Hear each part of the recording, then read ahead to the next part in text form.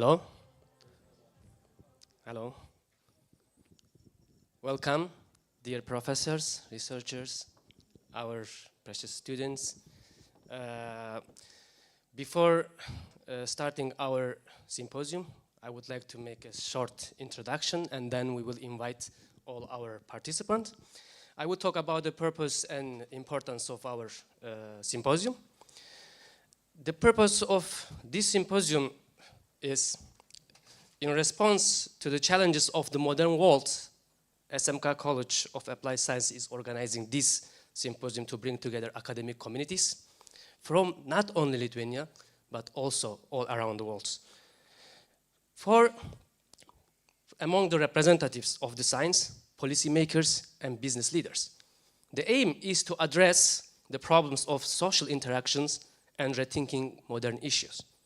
From the ongoing crisis around the world, such as the lasting impact of the COVID-19, the conflict and war, to the rise of AI, the changing hybrid work environment, worsening mental health, aging population, diverse workplace, and financial instability.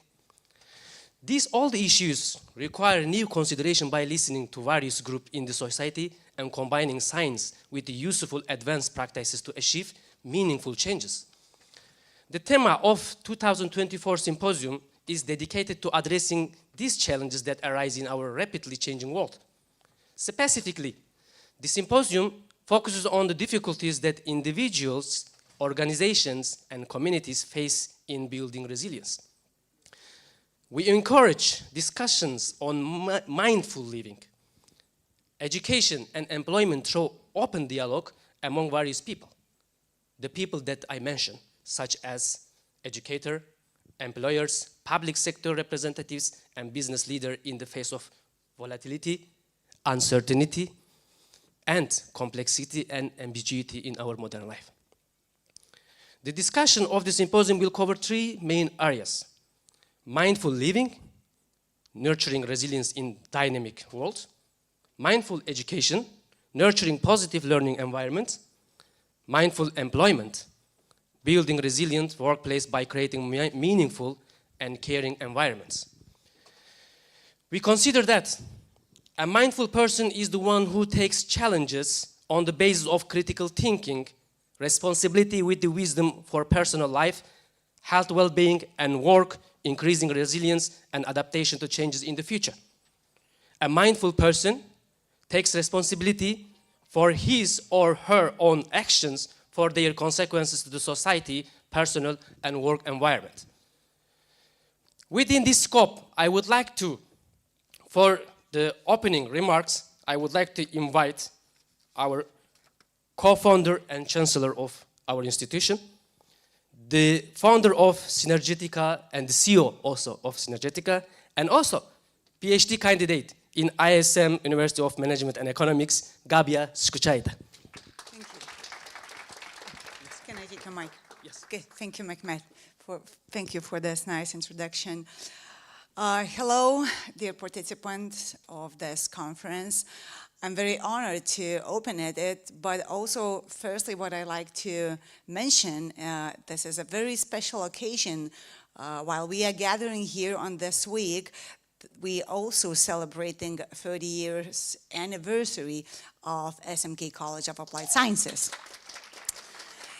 And also, this period was called, this year, was named 30 years of meaning.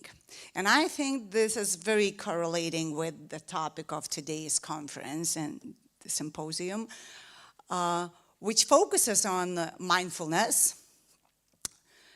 And I would like to make some remarks about mindfulness and the topic with some reflection to the meaning. So volatility, definitely. Nowadays, it's not only an inherent feature of stock markets, but constitute of our everyday lives. We see volatility, uncertainty everywhere, from personal lives to job environments, to political climate, work climate. So uncertainty, unpredictability is the code of today. So how to live in these times? Probably mindfulness could be a good answer. But today I'd like to take a look at the word, not only on the semantics of mindfulness, but of what does mindfulness really means, or how we could treat it in our lives and at individual and also at organizational perspective. So, and it means that usually mindfulness is associated with some individual wellness practice.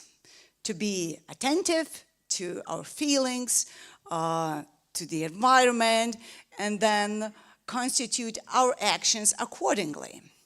But this could be also transformed or transmitted to organizational settings as well, or societal contexts also. So mindfulness firstly means being attentive. Firstly, it is about awareness. And being aware of what is happening around you is a very important feature of our behavior. But are we attentive today? So we are so much distracted and dissipated by the medias, by the phones, by everything what is happening around in this very, very busy world. And being aware means really take attention to what is happening and not to be judgmental at once. Being attentive and being aware, it means also that I'm not taking immediate judgmental actions. And then it comes to the second part of what mindfulness really means. The second part is making meaning or meaning making. So first part is always the part of mindfulness, be aware and make meaning of it. To make meaning of anything, it's not emotional action. It's a cognitive action. It needs your comprehension of and perception to understand your feelings also, but the real intrinsic value of or the essence of what really happened. What is the value? What is the essence of every action, object, or anything what have happened to you, around you, or in the world. So being aware and make meaning of everything what is happening, I think that's the essence of being mindful. So I really liked you to have these conversations during today about how to make meaning of the things around us.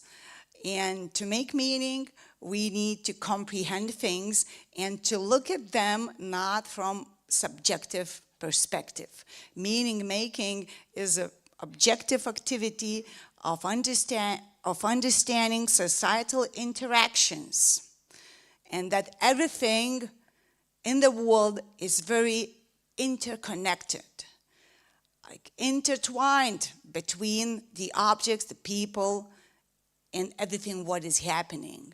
So if you have some perception from your own, probably it's only your subjective perception of what's happening. So to have really objective understanding of the world, of the happenings in the world, we need to make meaning of them. So let this event and our lives be more meaningful and mindful as well. So thank you. And very honored to be here.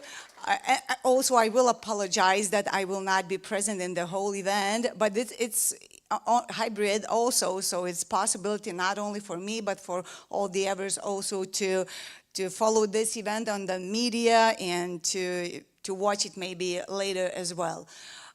Because we have another event tomorrow, the grand celebration with the SMK social partners and the community, I need to go to prepare for that.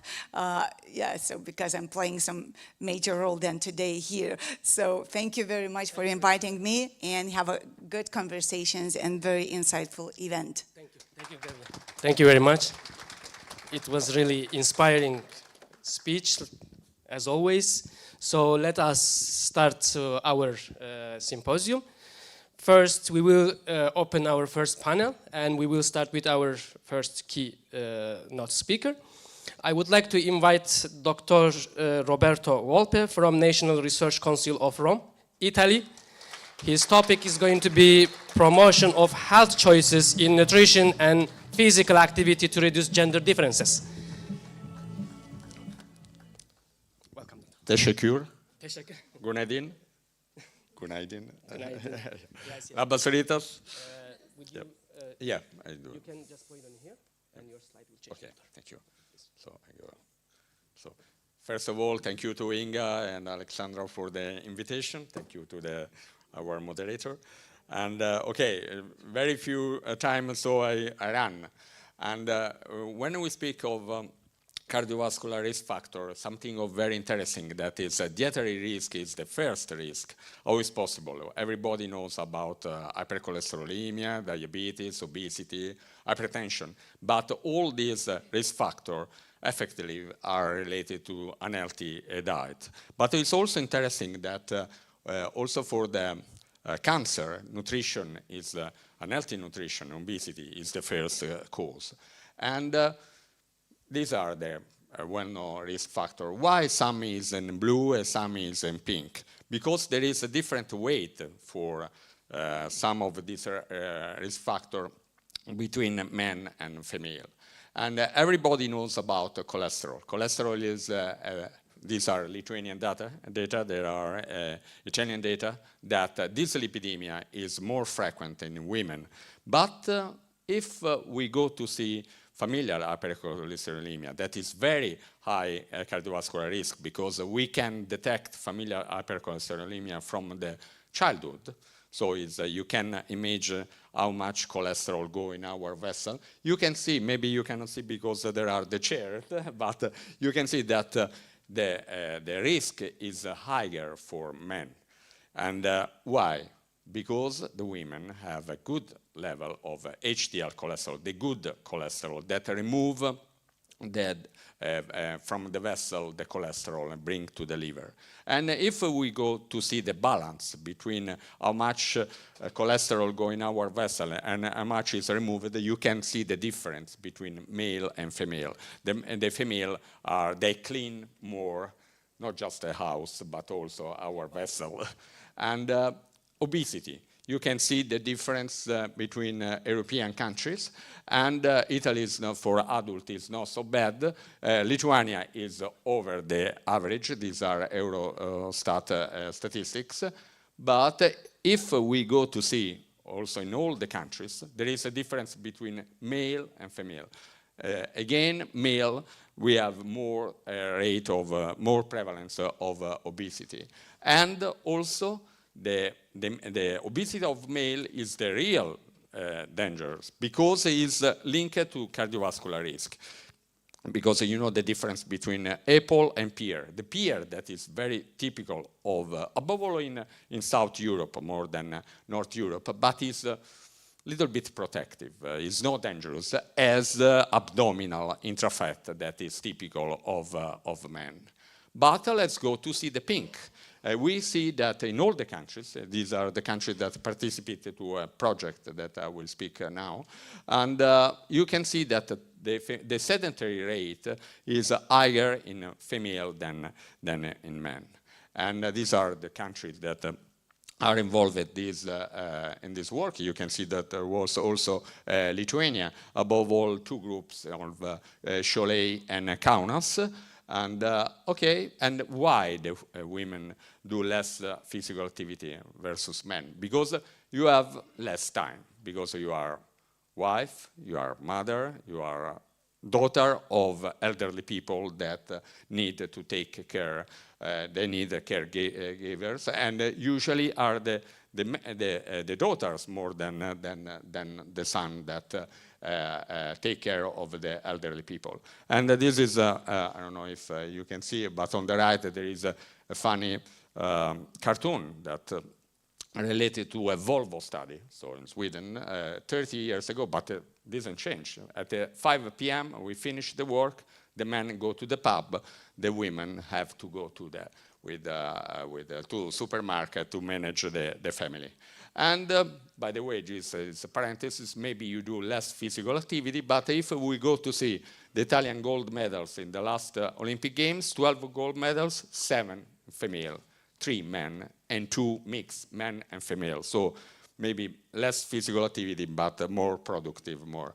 So we have this problem. We cannot have inertia. We have to do something. And there is no excuse that our government, Italian and Lithuanian, Turkish, we don't spend so much in the public health compared to other countries. It's not an excuse, because as John Fitzgerald Kennedy remember us that we can do something for our countries. And the guideline come from Hippocrates, that he understood 2,500 years ago, he understood everything, that he understood the importance of nutrition, the importance of physical activity. Sure that he didn't speak about smoke, because Christopher Colombo brought the nicotine in Europe, and we are speaking on before Christ. And we know that often we think always that the problem for dietary risk is high, something high. High salt for hypertension, high fat for cholesterol, but there are so many times that the risk is related to something that we don't take, we don't consume. And for example, omega-3, for example, fruit, vegetable, whole grain, and so on. And these are typical food of Mediterranean diet, but also of Nordic diet, because also Nordic diet is very healthy. If we consider that you have all grain, fish, vegetable, oil, berries, and so on. But the problem that you don't stop, as we don't stop just to the functional foods, because you eat too much butter, too much processed foods, above all meat, and also alcohol. But, and so for this, Lithuania, they have a high rate of obesity. But, which is our problem in South Europe, above all, the childhood obesity. You can see Lithuania is very good. It's just a few children, teenagers are obese in Lithuania. In Italy, it's a big problem. In Italy, but also in Malta, also in Greece and Mediterranean countries, unfortunately, we have this problem. So we have to change something in our food, in the might of Mediterranean diet, starting from all grains. All grains, when we speak, for us, a must is pasta, but we have to change. We have to eat more whole grains, because whole grains is so important for fibers, so important for cholesterol, so important for the glucose metabolism, so for diabetes. But it's not just fibers, because in all grains there are anti-inflammatory, antioxidant, the phytosterol that can lower a little bit cholesterol, can help our gut microbiota, so there is a benefit, is very high. And look, this interesting, just 50 grams of whole grain per day are associated to reduction of mortality. No, this is mortality, cardiovascular mortality, 20%, 12% cancer, 15% of total mortality. And what means 50 grams? It's very easy.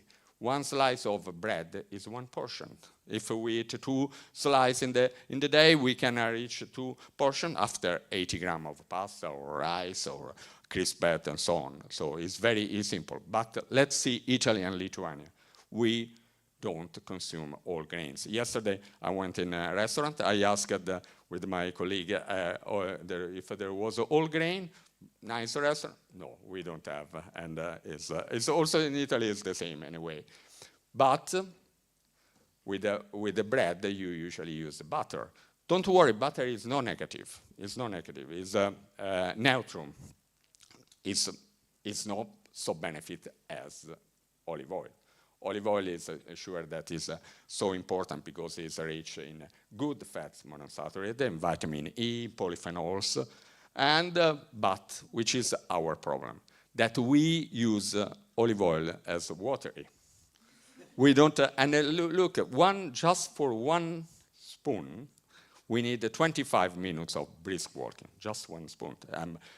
I can assure you that in Italy, when we dress a salad, it's not just one spoon. 2 spoons is the minimum, and so for the calories. And cheese, this is very interesting because you produce cheese. Cheese can be positive. You can for cardiovascular. Because, sure, the moderation, sure, that can increase the saturated fats, can increase cholesterol, but increase also the good cholesterol. And also they have so many other benefits, calcium, vitamin D, probiotics, protein, and so on. So, sure that sometimes there is too much salt, but in the end, there is a protection. And the problem is ultra-processed foods. That you eat more than us, but also in Italy, because we eat so much ham. And meat, not so much hamburger or so on, but ham is. And ultra-processed food are linked not just to cardiovascular, but also to cancer. And this is the big problem. The problem is not the meat in general, but ultra-processed and meat that is a big problem for everyone. Something of very delicate, alcohol. I want to say something about alcohol. We know that also the guidelines, we always say 1-2 glasses of wine for men, 1 for women for a day. But why? Because it's rich in antioxidant. This is not true. You can see the antioxidant is on the bottom, so you can see. But for resveratrol, 1 glass of wine is 1.7 milligram. 1 apple, more than 400. So it's not the reason to drink wine for antioxidant. It's a false, can be good for our industry that we produce so much wine and we export so much. But anyway, this is, I like this study because it comes from UK. UK, they don't produce just a little production of wine. And so they compare the red wine, beer, cider, and spirits. The only positive was the red wine for heart, little bit protection for heart attack, but we pay for stroke. And I want just to bring this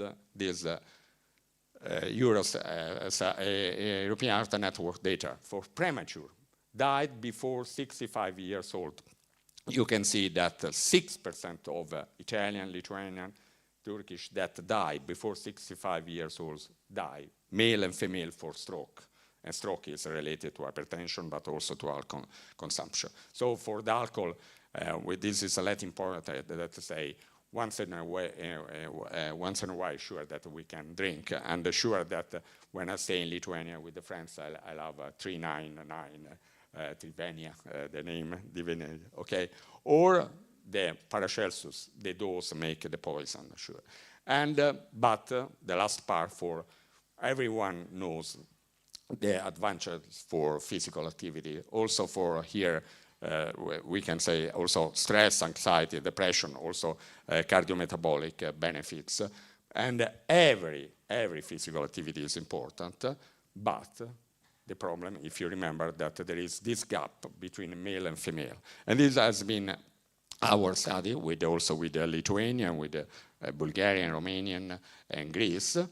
And one of the very interesting, you in Lithuania, you have had always many women in the politics, in the high level of politics. But when we go to see in the Olympic Committee, there are few. There is in the decisional pyramid, all the countries, we pay this, that the male are very well represented. The female, you can see also Lithuania, are very few. that are in the. We have a 56 federation in Italy that for the Olympic Committee, no girl, no woman is a president. And every must do sport, starting from the school, because if we do sport in the school, you maintain this attitude also in the second, third life.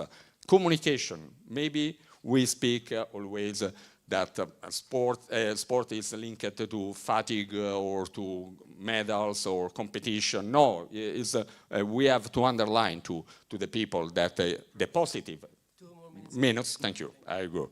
And physical activity is important for positive aspect. The model. Usually when we, the publicity on sport for gym, there is always a top model that we cannot reach. We have to change this message and to find a realistic role of models. The real life is different. This is a problem for the partner, that we have to help you, the women, to manage. Maybe in the Nordic countries more useful to the attitude is to help the women, the management. But in South Europe, it's not so. We are changing. We are slowly changing, but we have to help you to give the time for you to have time to do physical activity. There is possibility. Many women ask them to do physical activity with the children. And so there is possibility in some gym center to do a sport together, or to have a system of a babysitter that can help the mother to do physical activity. Workplace, there are many workplaces that they have a gym center. But also if there is no possibility to have a gym center, there is possibility to give a flexibility in the time of work, so to allow to the women to do physical activity. Technology, we know that app can help us for as an instructor, and this is important, and also the reminders. But the most important, I'm finishing. The most important are the alliance between doctor, with the journalists, with politicians. Politicians can help, because if they understand that the physical activity is an investment for the population, because the people that do sport cost less because are healthier, they can give voucher, they can work in the taxation. So the last, with a Latin poet, mens sana in corpore sano, sound mind, sound body, is possible to reach a good health also in every age, a good physical and mental age. Thank you for your attention. Thank you, Professor. Thank you. Thank you very much. It was a very informative presentation. We were always thinking that the Mediterranean kitchen is the healthiest one, but the professor proved us wrong. And in Lithuania, Professor, men are cleaning the houses, and the women are much more into more important positions. I would like to, this event is being watched on YouTube also, and there is a live translation. And also, all the process during the event, as you can see from this QR code, you can ask your questions to any our professors, participants. Without making our next keynote speaker wait, I would like to invite Dr. Rasa Katiliene from ISM, ICF Lithuania President, to talk on living and leading mindfully, strategies for easing uncertainty. Welcome. Thank you.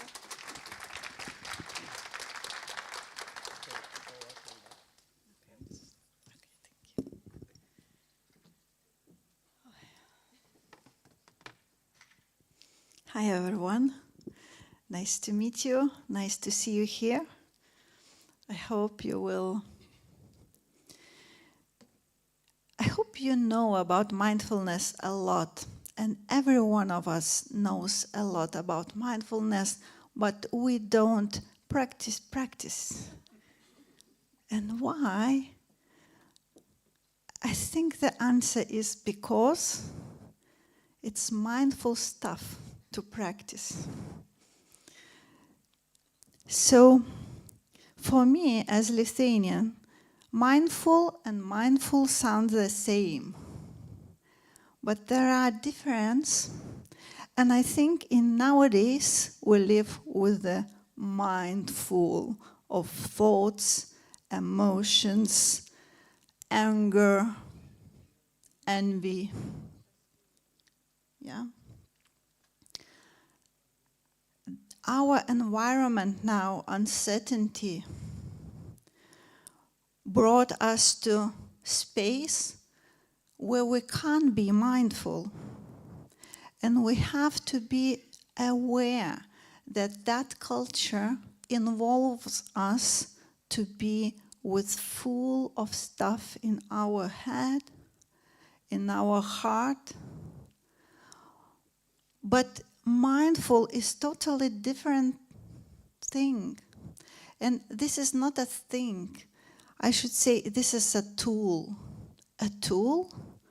which is possible to use for everyone. You not have to be talented to do mindfulness practices. Because living mindfully is capability to be in the present moment.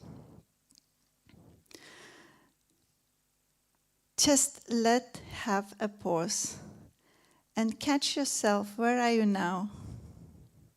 In the past, in the future?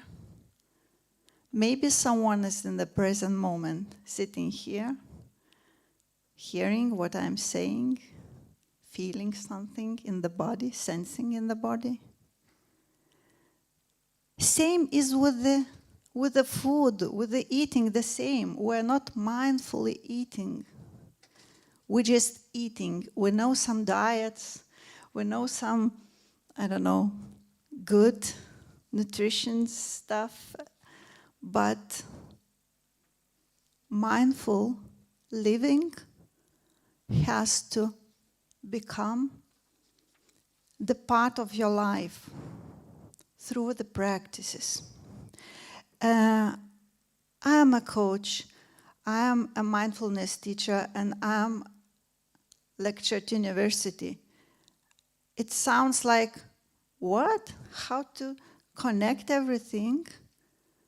Yes, I do that, because without mindfulness, I can't live and create future. Because future we create in the present moment. The future we're creating right now, being here, talking about that, and doing something new. So I have a lot of questions every day. Do I really have to meditate? Yes. Yes, you have. Because this is practice.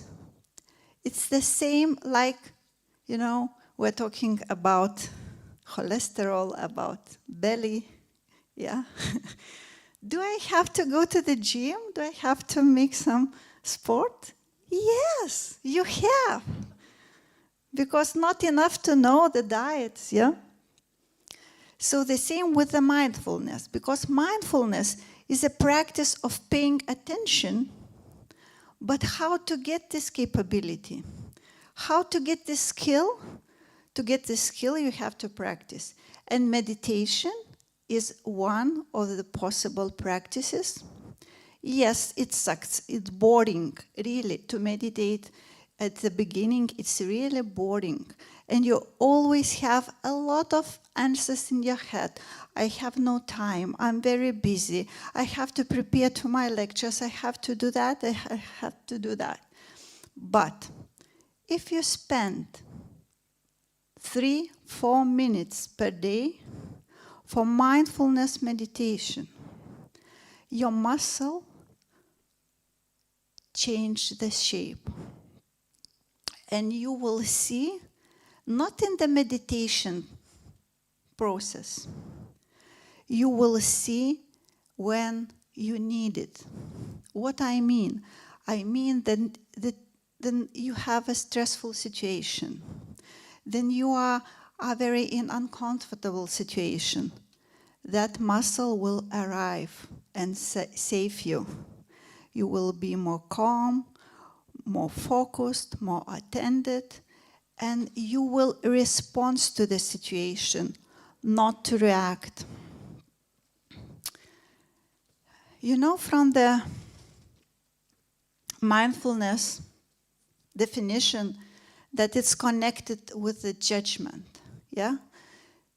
Don't judge, be mindful. What does it mean? It means that judgment is just your interpretation. It's not truth. And then you judge yourself and judge others. You spread it all this around you. And all of us live in the system. All of us are the part of the biggest system. And what you're spreading out, it reaches everyone. And how to be with the judgments? You have to be like observer who's sitting on the river shore and look at your thoughts like waves.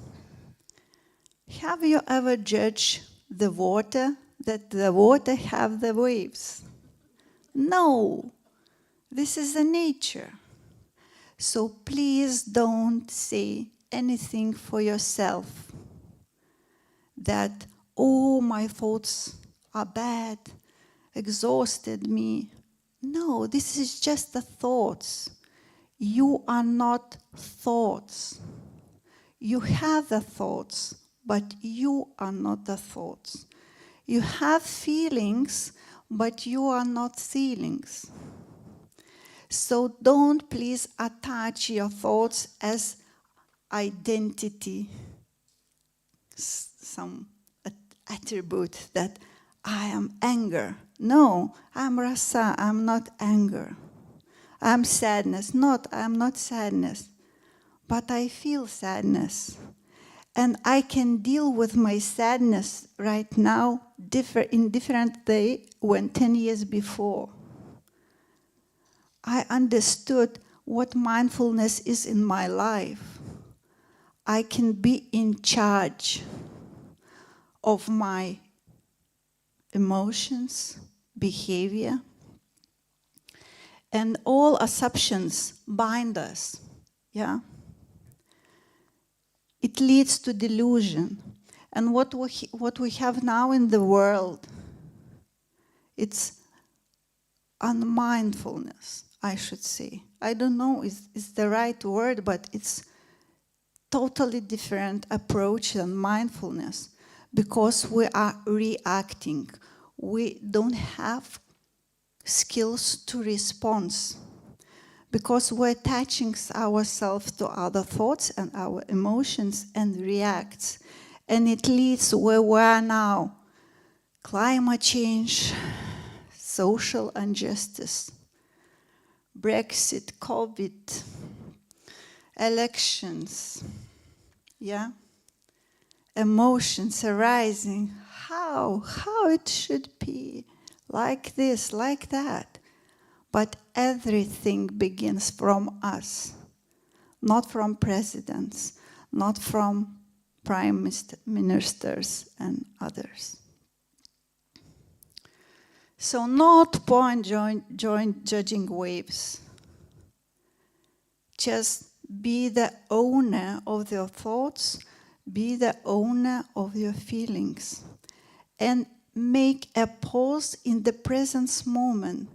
Present moment and the pause is the biggest power to be mindful, because in that pause you have possibility to change from reaction to responding. if you don't believe in me, try in your life, take after emotions come or some thoughts come, make 6-second pause and then come back with the response. And you will see how miracle happens. It will be totally different response from reaction. So as I told you, mindfulness is a training. It's like a muscle. You have to train. You have to do practice. You have to meditate.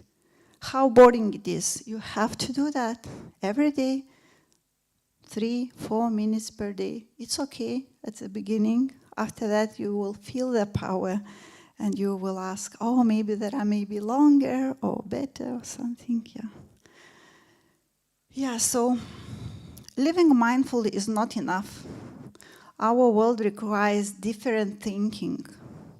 Because as Einstein told, the problems which arises now, it's unsolvable with the thinking which we have from the past. We need different approach, but how to reach that approach? We need to think differently, to lead differently, to work with our followers differently. And I think the main for me, of course there are many of them, but the main thing for the leader, it should be to understand, to approach, to meet your emotional need first. After that, you have to go beyond binary thinking, because all bias are very close to us. And if we are not mindful, we're always choosing what is kind of better for us, or we know better something, yeah? But it doesn't mean that this is the right choice. What we see now, I see now in the world, we are again like children in the playground. We have to come back to adulthood. We are adults. And in our hands now, our planet future. And to be adult also we have to train our empathy and deep listening. This is the one exercise I brought you today. I think maybe you will use it. This is very, very connected with any mystical stuff, but with our brain, neuroscience, how limbic system and precortical frontax works, yeah? And if you want this approach, more logical, more academical, you can use this IBC mindfulness exercise. At first, you have to become aware what's happening with you, what kind of thoughts or feelings approaching. And only then, when you are calming down through the breathing or through awareness, your parasympathetic system starts working, and then you can make a pause and see a big picture, what is around you. And then approach your prefrontal cortex area in the brain, which is responsible for your logic, for your decision. But if we don't have these connections, how we can be logically? We can't. So why the actions arise in us? Stupidness. Our decisions are poor.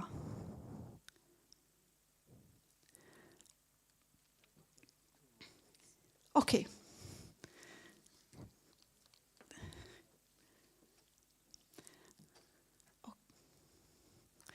Okay, so what I mean by be adult in the room, it's to leave your ego self in this mindful approach. Because ego approach is very protective and seeking only safety. And this is not the way in our world now to freeze, flight, or fight from the situation and to search for safety spaces. We need new steps. We need new doings. So be adults. Don't behave like a children. I don't this, that, I don't like that. Yeah, we have to stop. We have to do the pause and think what is coming up from me. And only then go ahead. I like nice words like space, like rain, so today I brought some tools for you maybe we will use in your daily life, in your leadership, in your students' life. It's also about tools who looks very easy, but these tools are using in such a companies like a Google. Why they do that? Because they know that mindfulness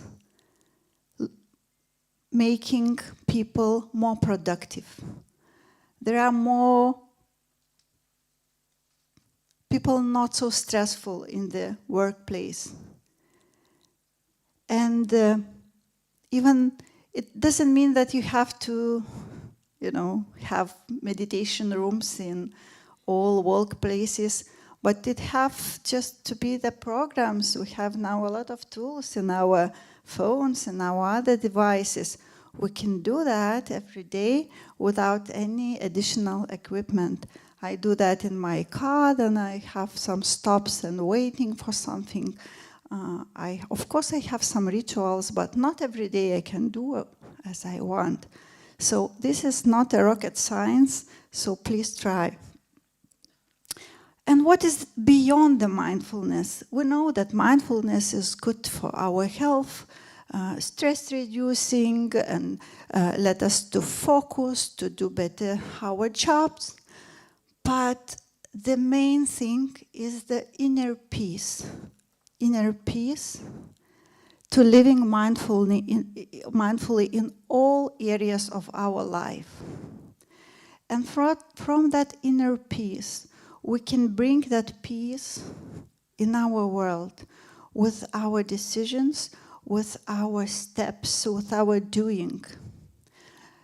Mindfulness is not only being, it's also doing.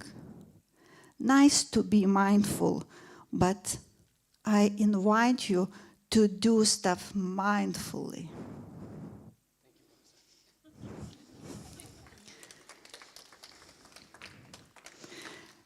Last one. The present moment always filled with joy. So if you need some joy, live mindfully. Be mindful, pause, breathe, and choose present. This is my invitation. Thank you very much.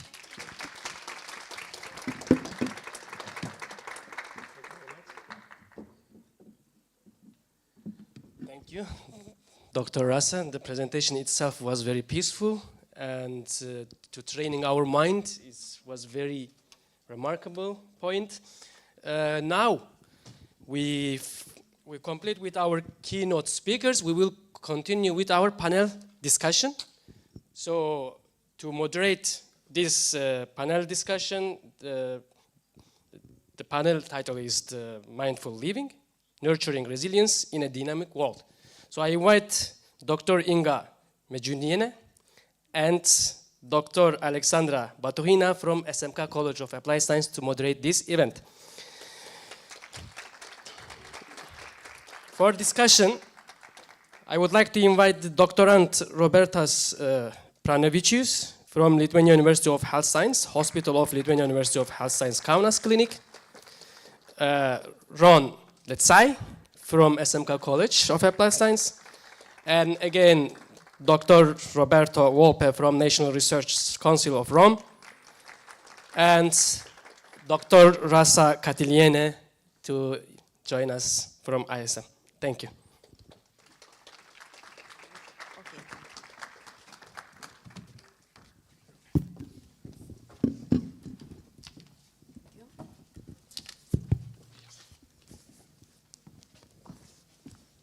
So we are glad that you are present here for the discussion, and the discussion will be based on mindful living.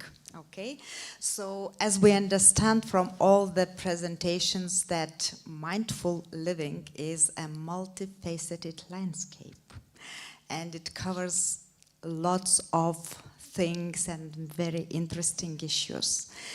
So starting the discussion, we have to understand that we go a little bit beyond the traditional understanding of mindfulness, okay?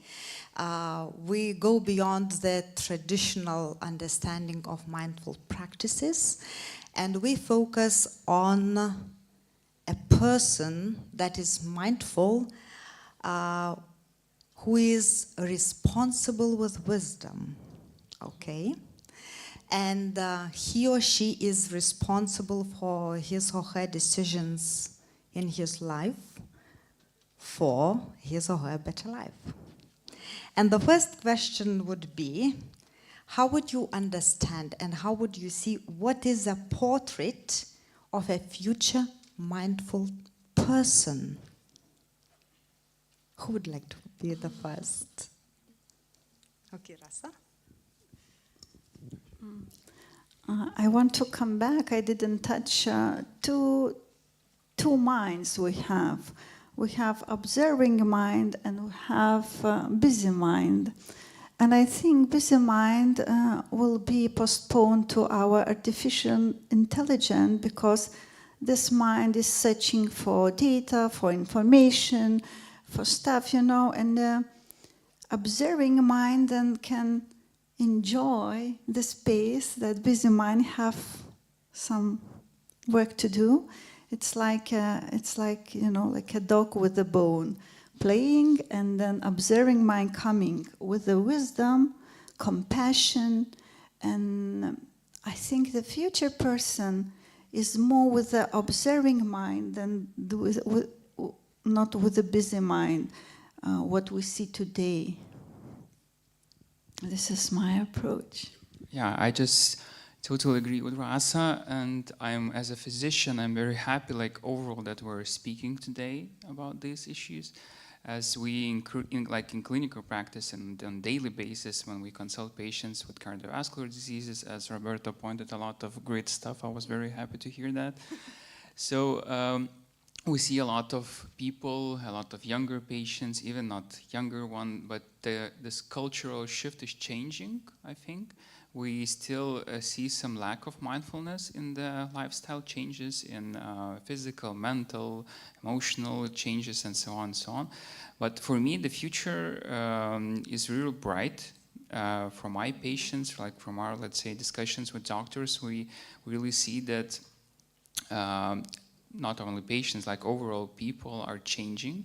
This cultural shift from these conferences, from all the organizers which are making and talking about mindfulness and all the presentations which Rasa works and so on, really changes a lot of in people insights.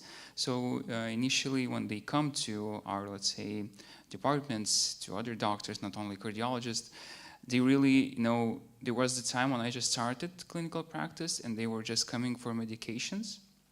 Now they really are coming and saying that what can I change in my life to be like, not only to take the pill and change everything, but maybe can I change something from my lifestyle? So people are changing, and I think the future is bright for us. Roberto, do you want to add? Yeah. I'm a physician as you, and I agree on this, that the lesson of Rasa has been so interesting because it's something of new. We always hope to do a holistic approach. I will try, I always try it, but has been so interesting to, I did some photo to your advices, because it really can help our approach to the patient. That is the goal is really the holistic approach. We always start with this because the Greek taught us this, but we forget often. And this is, for me, has been so interesting to stay here, because it's something of new for me. And I will come back with full of enthusiasm for this advice that you gave us, Achu, for this. Yeah, so from a psychotherapeutic perspective, that's okay? From a psychotherapeutic perspective, definitely 3 words that come to mind for the future mindful person would be elasticity or openness, balance, finding your own balance, and also discipline. So it was a lot, borrowing from what Rasa said earlier, it's a lot about, finding your own balance, also finding your own discipline, to be disciplined with mindfulness. Right now we're in a world where a lot of the things that we see, a lot of the information that we consume comes from platforms like TikTok, where you will have, let's say, someone that says, oh, I'm a board-certified psychotherapist and this and this and this, and they may be or they may be not, and then a lot of young people fall prey to that, and they don't have a lot of accurate information. And so what that does is that creates this then sort of hyperfixation with mindfulness, which turns into unmindfulness, because someone is like, oh, am I being mindful enough? Am I present enough? I don't think I'm doing good enough in life, and I'm so anxious, and now you're just in a constant state of anxiety, and you're basically just stuck there. So I think definitely finding your own balance, how to navigate being mindful of what you consume, both mentally but also physically. That's the first thing, and then being disciplined enough, knowing how to change your discipline from time to time as you evolve as a human being, and being open to new things, because you cannot just find one sort of mindfulness and then just continue with that for the rest of your life. You have to evolve. So yeah, that would be my answer. Alexandra? Yeah. Ron, thank you for starting the discussion, because I hear a lot in your words, and I want to ask why and how we can proceed. I want to continue with your term, adult person. It's an amazing term. It's a responsible person. It's a critical thinking person. It's a mindful person. What are your recommendations? How to improve this adult state of being in yourself in order to be mindful person and responsible future person? Maybe you can continue. Where to start? Well, I think it's definitely remaining a bit playful with life, because if you take life too seriously, it's gonna just eat you alive. Like, if every moment you have anxiety, you don't crack a joke to it. Sometimes now a lot of the discourse is about how we use humor to deflect and not deal with our issues, but sometimes you need humor. You need to bounce certain things and then come back to them when it's the time. So definitely knowing how to balance that and just taking life a little easier. And I understand that I come from a very privileged position of saying that, because there's people around the world going through a lot of hard circumstances. But it's still, you need to go from a humorous perspective with life as well. And definitely, there's so many tools now. Especially, like, I don't know if you have seen the iOS 18 come out on the iPhones. You have this journaling thing. You have people giving you different tools to advance. So there's so many things you could use, but I think people are so overwhelmed. So maybe the way forward would be to take it one step at a time. Start with mindfulness emotionally, and then continue with mindfulness cognitively, and then with mindfulness nutritiously. And that's how I think that's the key. Your first advice, one and only advice, where to start? Make a pros and cons list of what you're doing in your life, and then maybe that will resolve some Very things. practical. And you also said be playful. And be playful with it, yeah. That's important. From a health point of view, what do you have to recommend? For health is it's very simple for me because I always speak about the lifestyle. So lifestyle medicine, I know that in Lithuania you have a wonderful school of lifestyle. Is so open a door that is already open. But the approach must be also awareness for the patients, to speak with the patients, because to involve the patients and also to explain them what we have to do, to follow them, and also to support them, because sometimes they have for the problem of the compliance for the drugs, so that we have a big problem. Because we started for a medicine for cholesterol statins, and after 6 months, just 50% is on therapy. This is a big problem for us because we don't do prevention.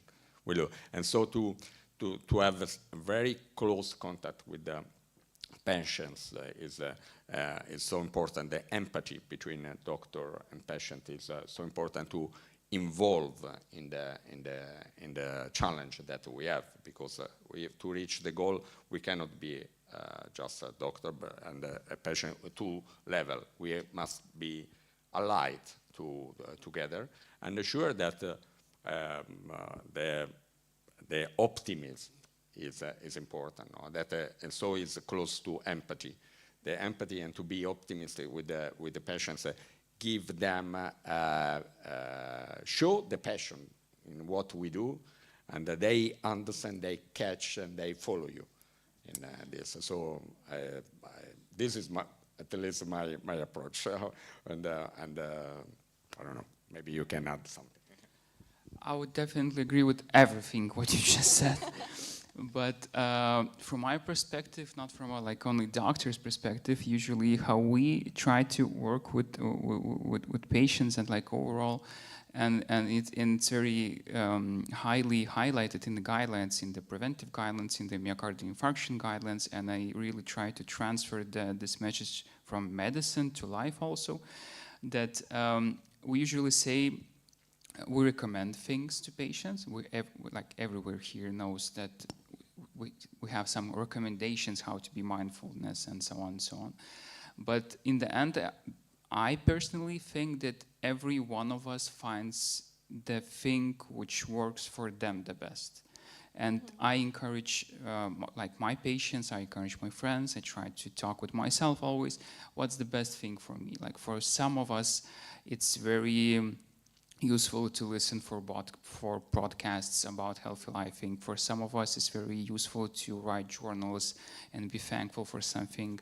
For some of us, it's very important to be physically active and so on and so on. So especially with cardiovascular diseases, and it's the same in lifestyle, we see patients, let's say, for example, who smoke for 40 years. They started at 16, they come to my cath lab in the operation room when they're 65, they have an myocardial infarction, we save them, and we talk with them after the whole thing. And they got the huge stress, I just nearly died or something like that. And then we talk with them that, we need to get rid of smoking. And they say, doctor, I'm smoking for 45 years. I'm 33. So like you're smoking more than I'm living, like overall. And how can I help this person to be mindful by saying to him, like, you need to stop smoking. The guidelines say that you will die, and like, la, la, la. Like, this forcing thing to the, not for everyone it works. Everything what works for your friend or something like that. So then we have this the same discussion as Roberto very good, well pointed, that we're trying to find the best solution for them. What is, if he's smoking a package a day, maybe we can start by smoking less. Maybe we can add some physical activity. Let's be mindful on the topic that we need to stop smoking. But let's together, like with an optimistic approach, holistic approach, try to find the best way for him to get rid of something.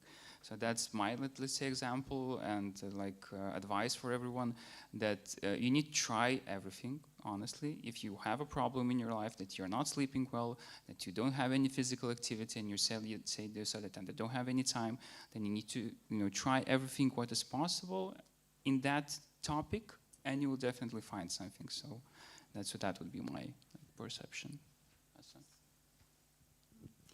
very short. Breathe in, breathe out, and if possible, do it in the nature. Nature, our teacher. You can observe the nature, you can breathe in the nature, and do it as much as possible. I have one more question, maybe to our physicians. Are there any differences depending on the gender? Talking about the mindful approach, about this adulthood, who are the most easy to speak with, men or women?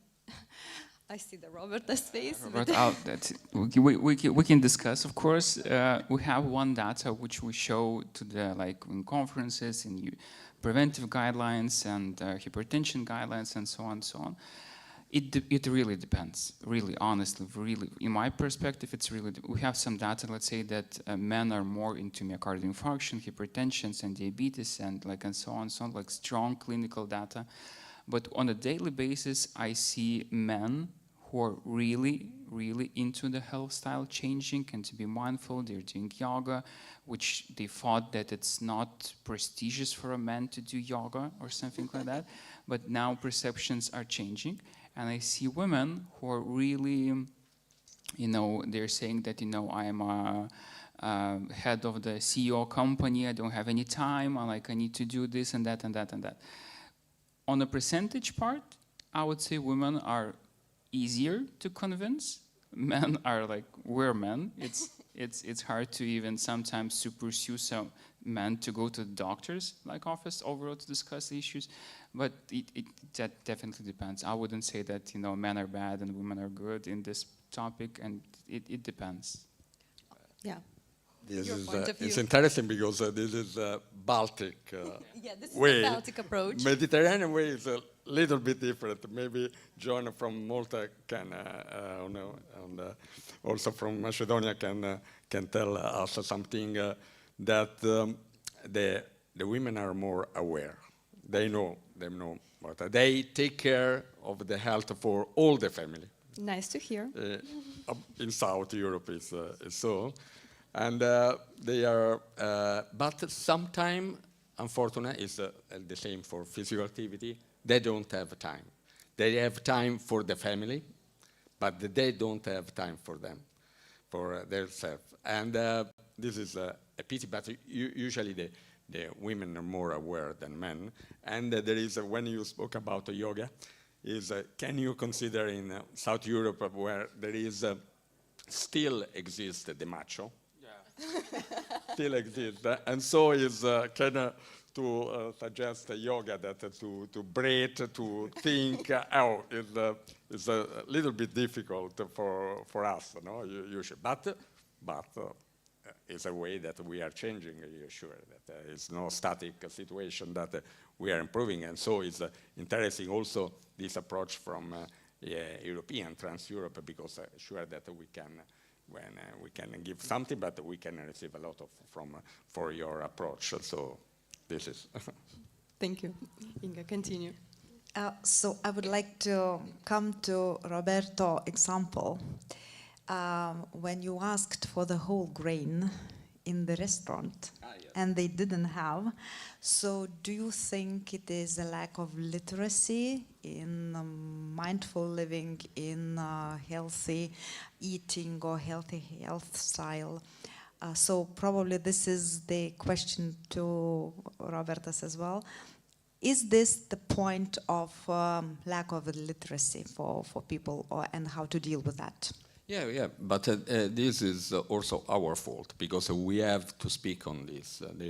And there are, I work with the All Grain Initiative, that we try to spread the culture of all grains, for example, because it's so easy to reduce the cardiovascular and also cancer in general mortality. And it's very simple, but still there is a stigma, because it's come from 70 years ago, when finished the war, and the white bread was something of rich, the black bread was something of poor. Still, after 70 years, there is this approach is something that we have to change, because the evidence-based tell us to change, and that the Nordic diet for this is ahead to Mediterranean diet, because we are speaking of all grains, but it's just from few years. But after yesterday, I remain shocked that I didn't expect that in a restaurant, in a nice restaurant inside Vilnius in the center, they don't have all grain, just refined. But we have to spread the culture. It's our duty to do this also, cardiologists and nutritionists and so on. I definitely would like just agree with the whole thing, but I think here, like in Lithuania, there's this other side of politics, money, restaurants, and dishes, and like which are more popular, more tasty, or some kind of thing. But it comes back to the same problem of education. That's like overall when we talk about mindfulness and like we try to give useful and medicine-based and clinical trial data-based information for patients by educating them, but not only patients, but these events and like other nutritionists and cardiology like conferences usually are for doctors. Doctors just come to listen to one or another doctor who gives his insight to another doctor, and then the doctor, you should come to the family doctor, and then the family doctor should discuss with the patient. So this chain is very long, and sometimes the information misses, and because these relative truths, let's say, as we talk about the whole grain and so on, is really like everyone knows that it's medicine-based, and it's like it's not like you should that you try to pursue some kind of a new thing. It's not new, but still, I think it's a complex problem. It will take time, and of course, doctors are really one of those who try to educate and inform and so on. Can I add something that is linked to, for example, Andrew Katis has been your former commissioner for health in Yes. maybe 8 years ago, that about nutrition labels. Nutrition labels are so important because you in Lithuania use Kiol, the Swedish Kiol, and Kiol applied to the all grains food can help. So our duty is spread the culture, but also the alliance with the politician can help so much. And I remember also the name is also the Lithuanian name, family names are always a little bit difficult, but I remember Andrew Katis because really it was impressed me because he worked so well and your politician usually, at least in Brussels, I don't know in Lithuania, but in Brussels they work very, very well. They are so sensitive to the social aspect of the health, and they have a collaboration with the Heart Group. They are of a member of the European Parliament. So we have to have more contact with the politician because really they can help us to change the society. Mm-hmm. Okay, Rasa and Ron, would you please join the discussion? And what is your opinion about, is there a lack of understanding and literacy in mindfulness in life? And the same to you, Ron.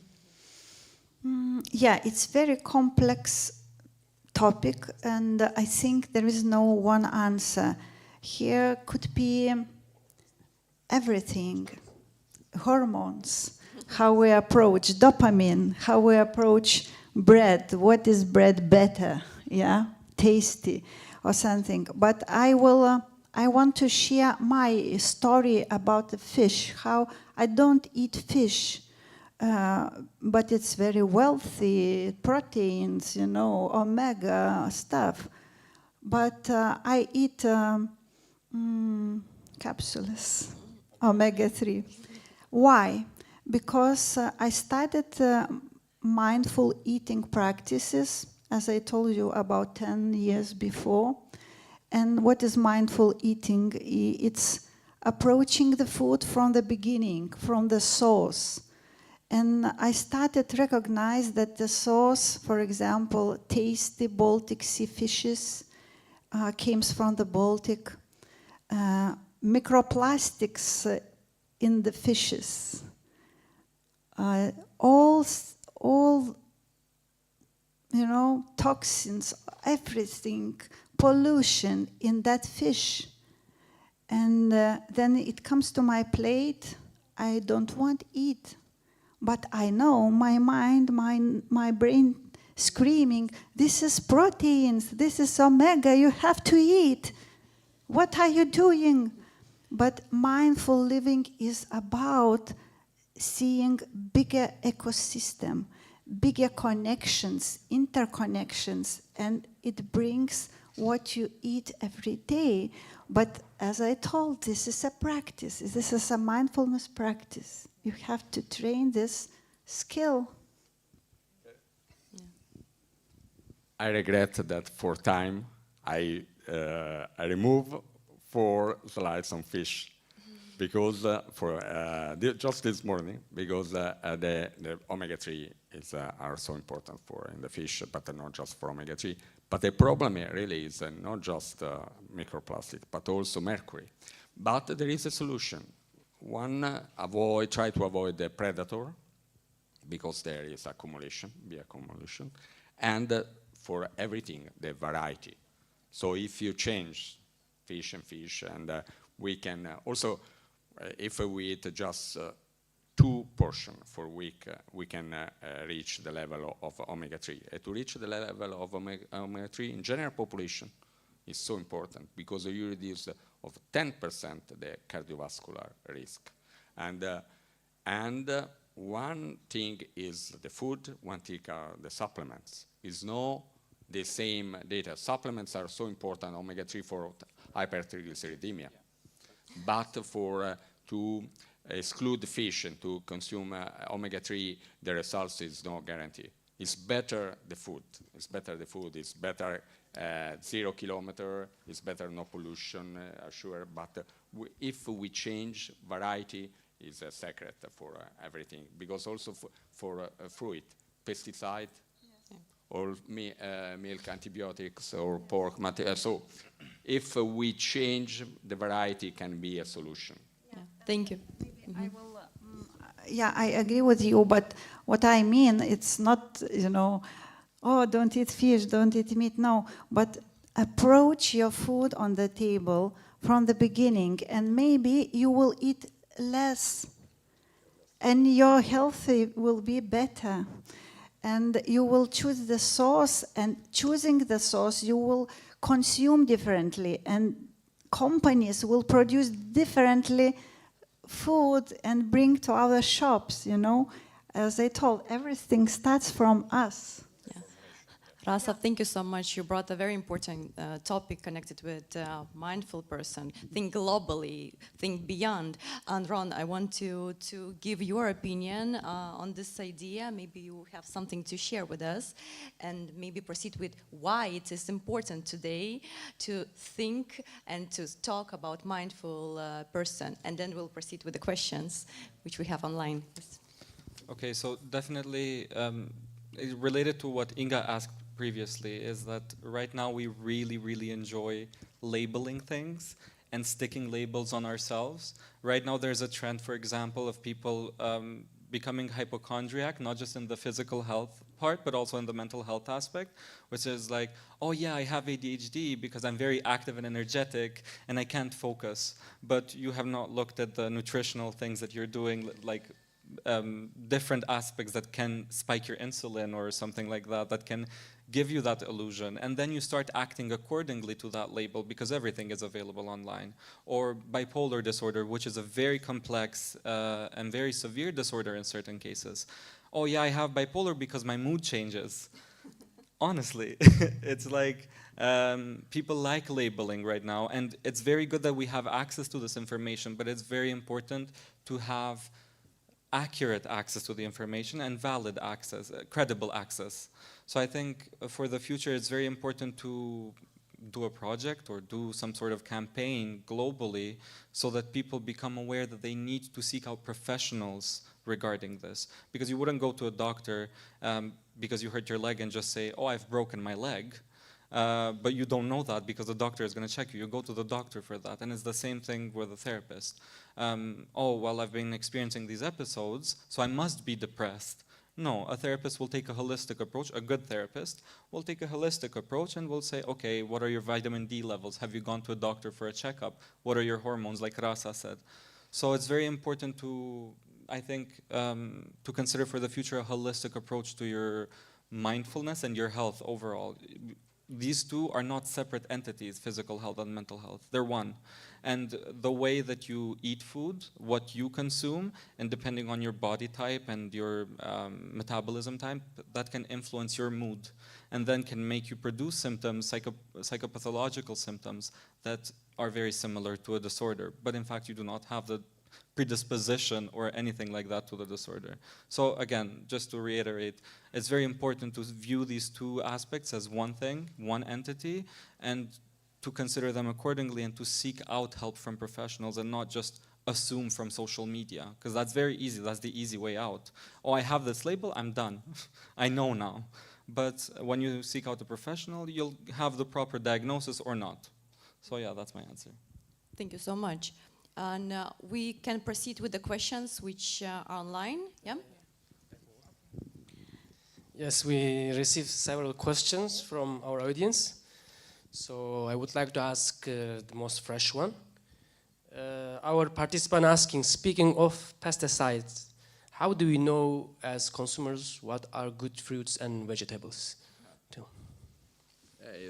There is, when they do the analysis, unfortunately, for example, strawberry, around 20% of the strawberry item, they have a pesticide. And this is a problem that is because, you know, bioagriculture cost, everyone does. And so it's something that, unfortunately, we pay. So for this, I repeat, it's better don't take always the strawberry from that place to try to change, because if we change, we try to reduce the quantity, and I hope so. But since the microphone is in your hand, Professor, one of them asked, what is the best oil for cooking? The boss, yeah, no, but it's again, I have to say my experience in Lithuania when I came 1 year and a half. We came and I did a test, and it's very simple to do. Everyone can do. I can show you that. Clean water, clean them out, and some drops, and little spoon, some drops, and on the end of the tongue. And after we have to wait 2, 3, 5 seconds, and then we have to do so. So there is, if we feel something burning, something of bitter, means that it's rich in polyphenols. Okay. In Lithuania, nothing. I didn't feel that. But also in Italy. Also, if you buy in supermarket, it's cheaper, the cost. And there is no, so means that there is no quality, because there are no polyphenols, and polyphenols are antioxidants that are so important for everything. So it's very simple to understand. Okay. Thank you, Professor. Another question, I think, to Dr. Rasa. In the scenario of having a lot of work that you are so obliged or obsessed to do, like a workaholic, what advice would you recommend to live mindfully of it? Coaching.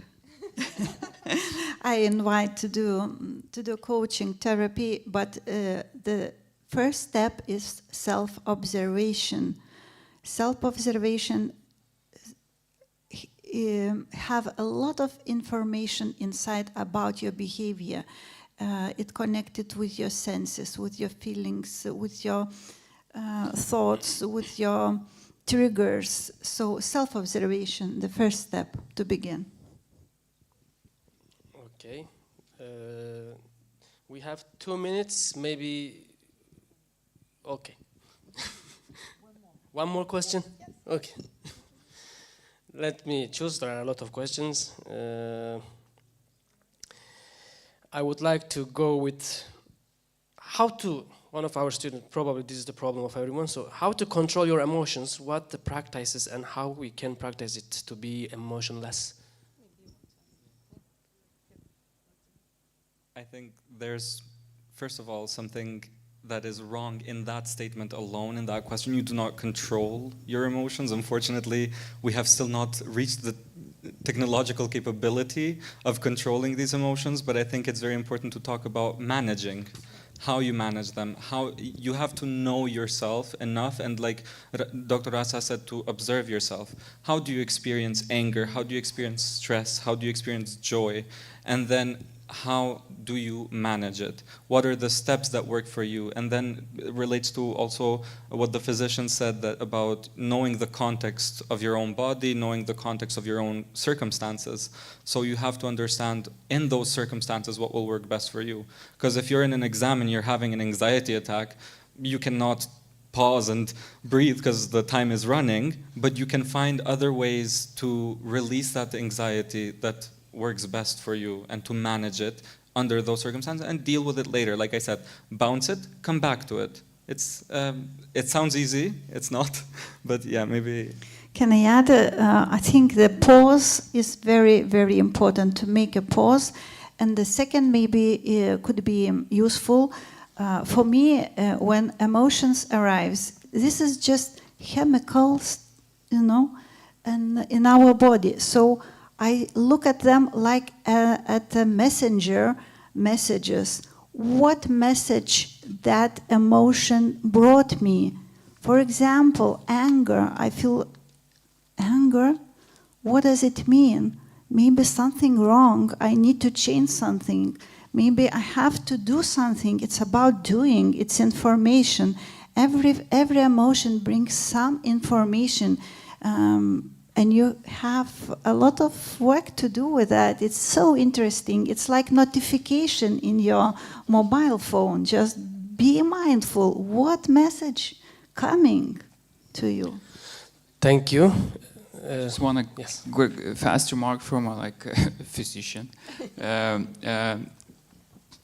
We somehow see and feel, and just from my personal view, usually anxiety or other kind of emotionals, they usually send you notifications and signals way before. It doesn't happen like that you have a first time situation and it's the first time you experience some kind of a panic attack or something.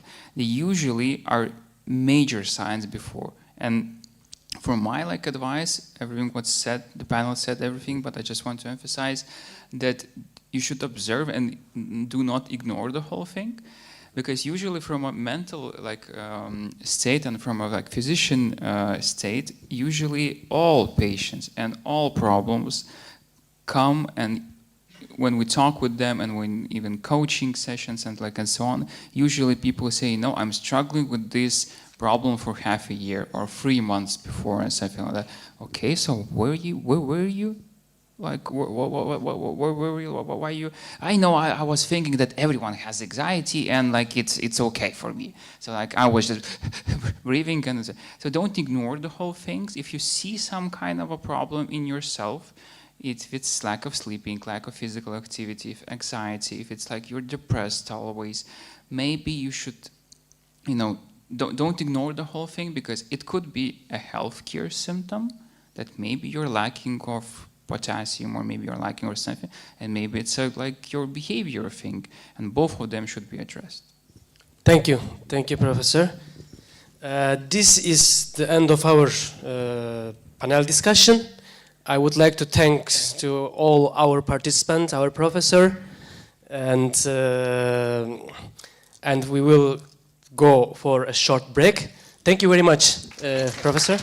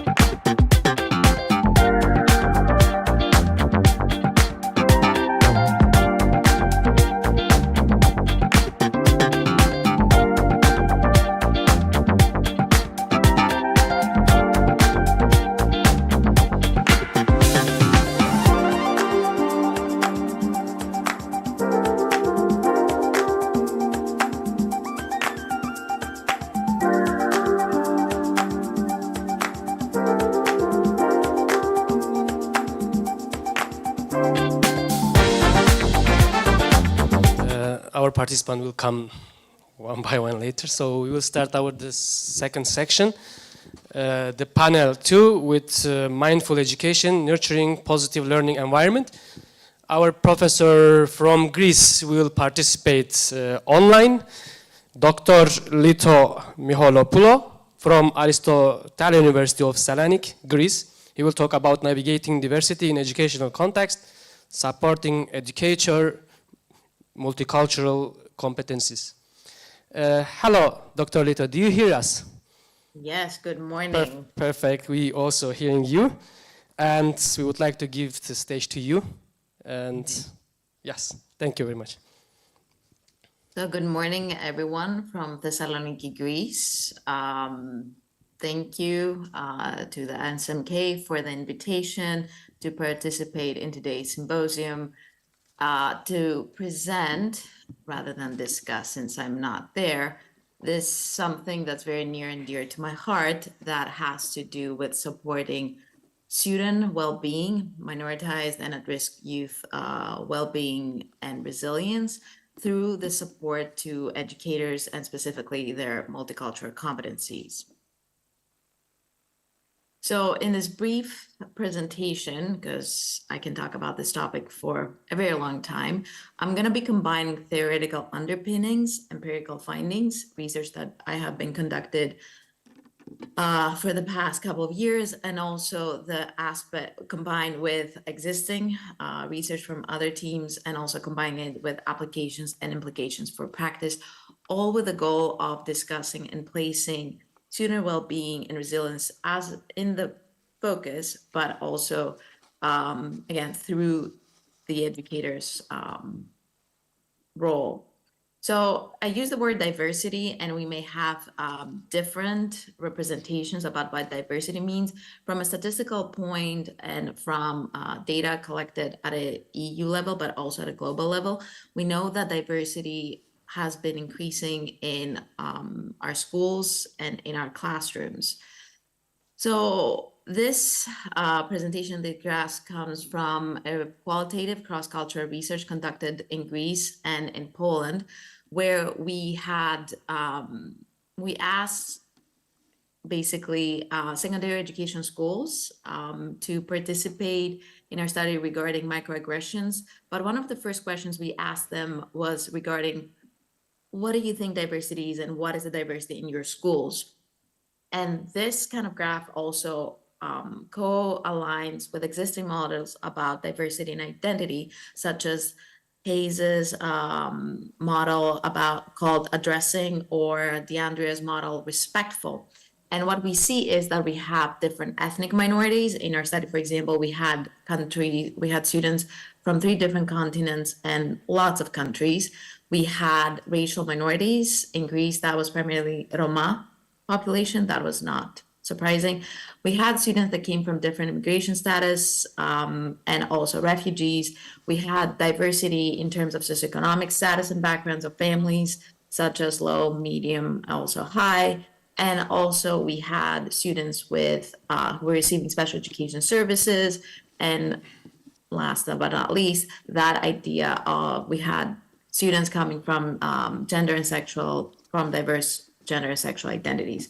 The word highlighted in the middle is very important, is that idea of intersectionality.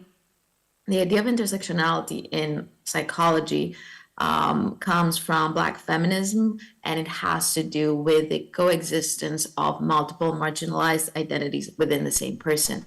So although we talk a lot of times about just ethnic minorities, racial minorities, ethnic and racial a lot of times combined, we need to kind of understand when we talk about diversity and we're going to support diversity as a means of supporting student well-being, is to understand that these all aspects can coexist in a single student. Switching the focus to educators and their multiple roles, we know that we are asking professionals in the schools, educators, to basically address all needs of all students appropriately and adequately, needs at the psychological level, learning, schooling, emotional, behavioral, whatever their needs basically to be addressed. For students to receive the needed support across the different domains, First of all, educators need to understand their students' evolving needs and adapt the support accordingly. Within this context of recognizing needs and adapting one's behavior towards students comes that idea of responsive practices, which is especially important for ameliorating the living conditions of minoritized and marginalized youth. And for them, what we discuss is basically culturally responsive practices.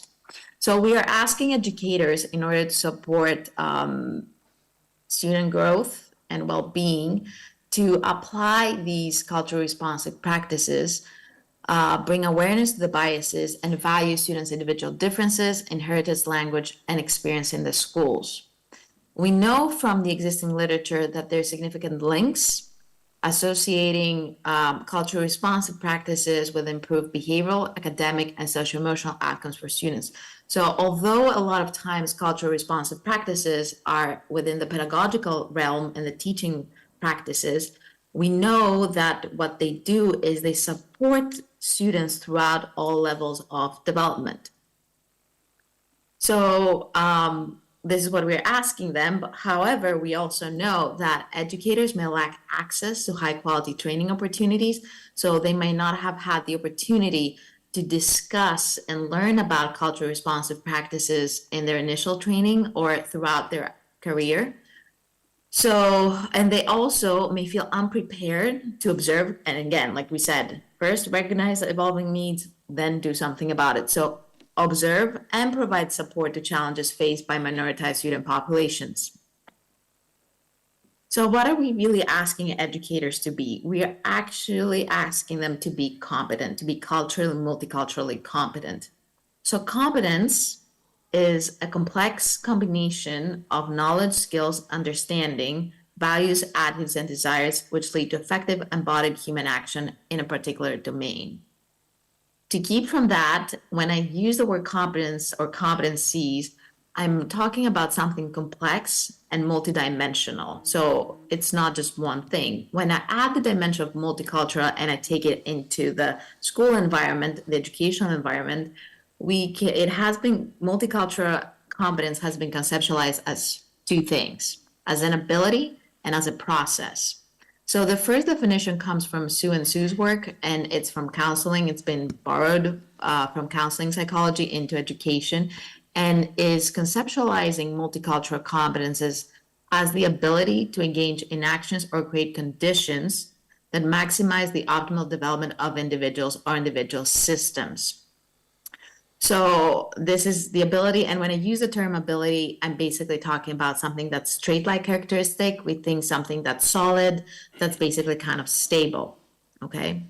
The second one talks about it as a process, and as an iterative process, a changing process in which teachers continuously, what they do is they explore their attitudes and belief about multicultural issues, they increase their understanding of specific populations, and they examine the impact this awareness and knowledge has on how and what is that they're teaching and how they interact with students and their families. And what we keep is a dynamic process that has, again, complexities at all levels.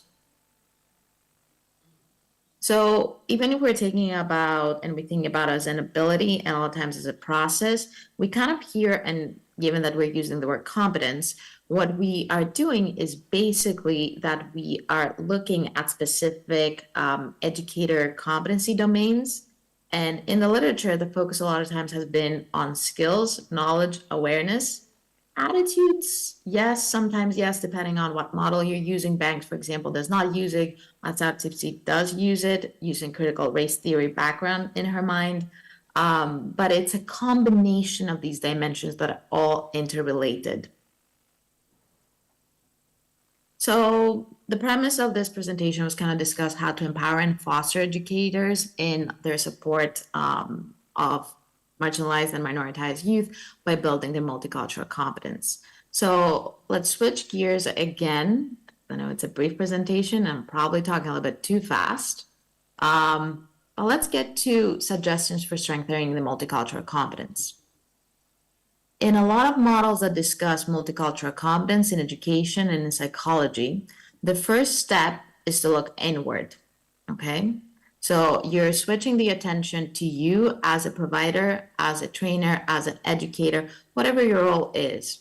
So within this turning and understanding better yourself and using reflexivity and mindfulness to your practice is that we are asking, and this is a way to strengthen, we are asking, and this we are asking, but also what we are doing is we're becoming aware of our own values, beliefs, and worldview, so as to understand how your perceptions may help or hinder your work with others, including families, students, and colleagues.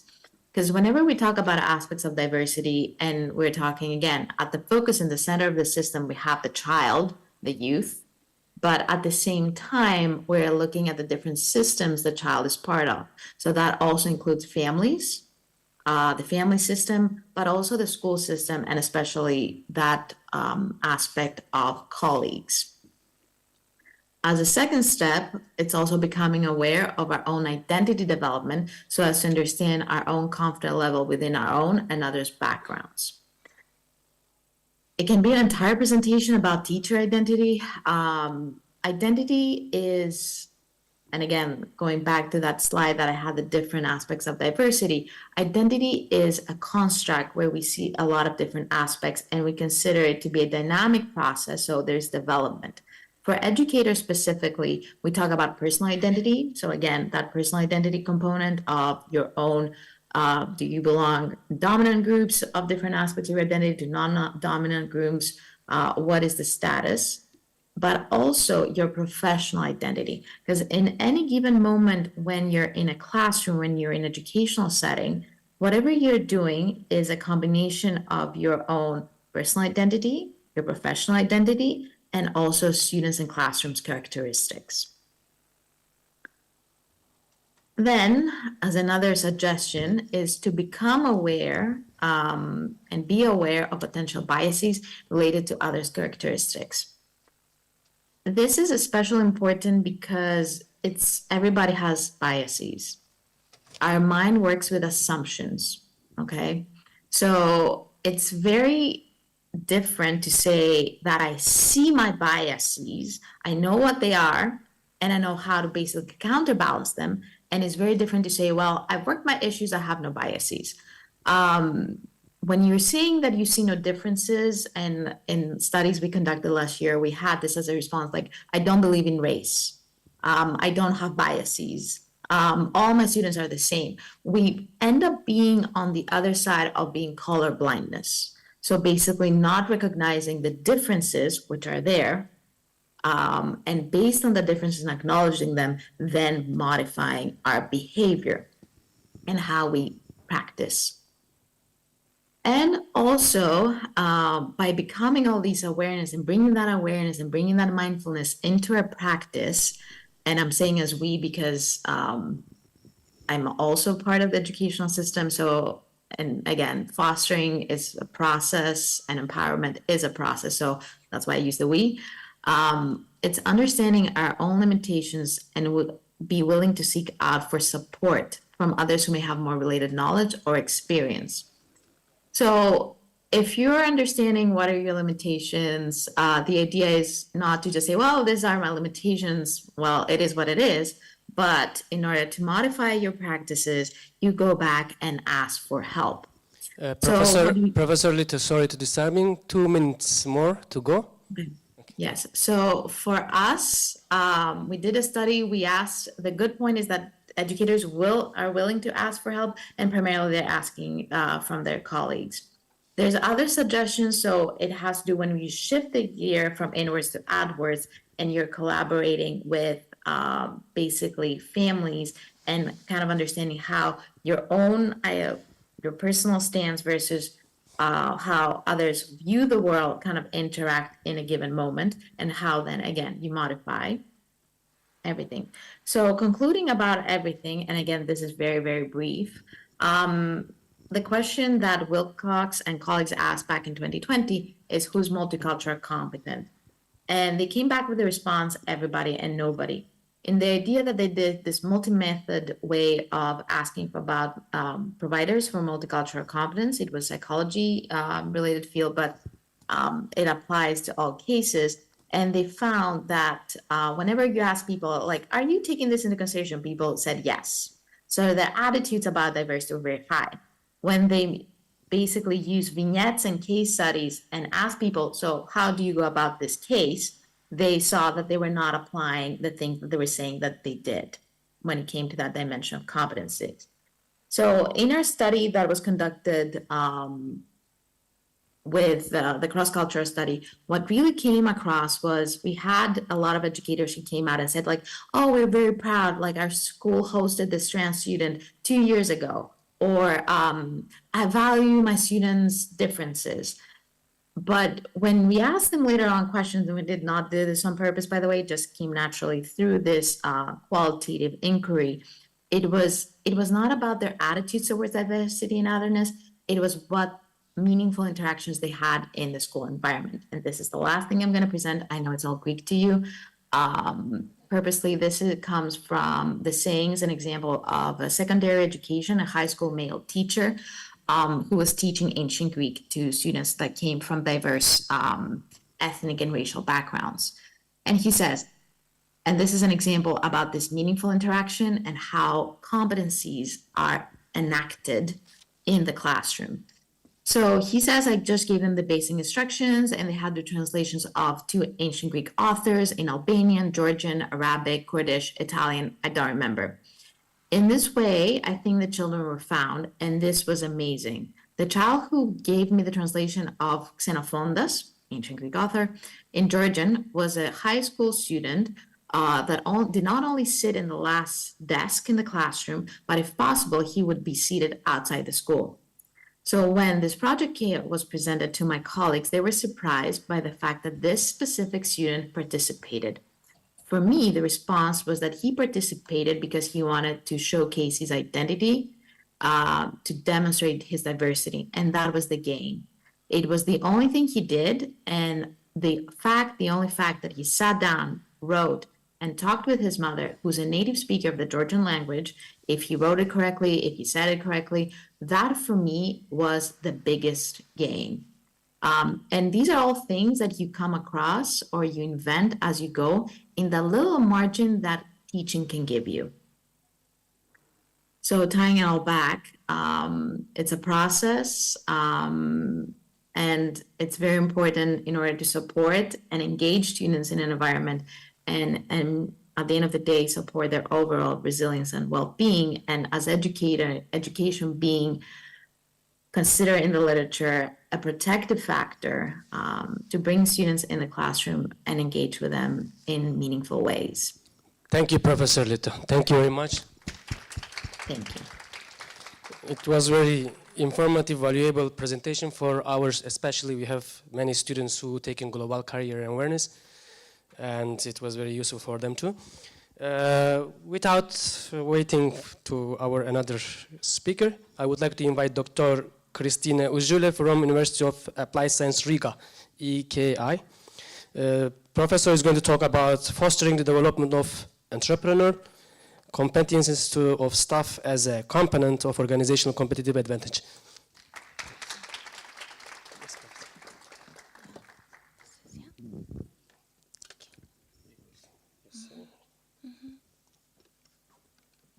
Just a second.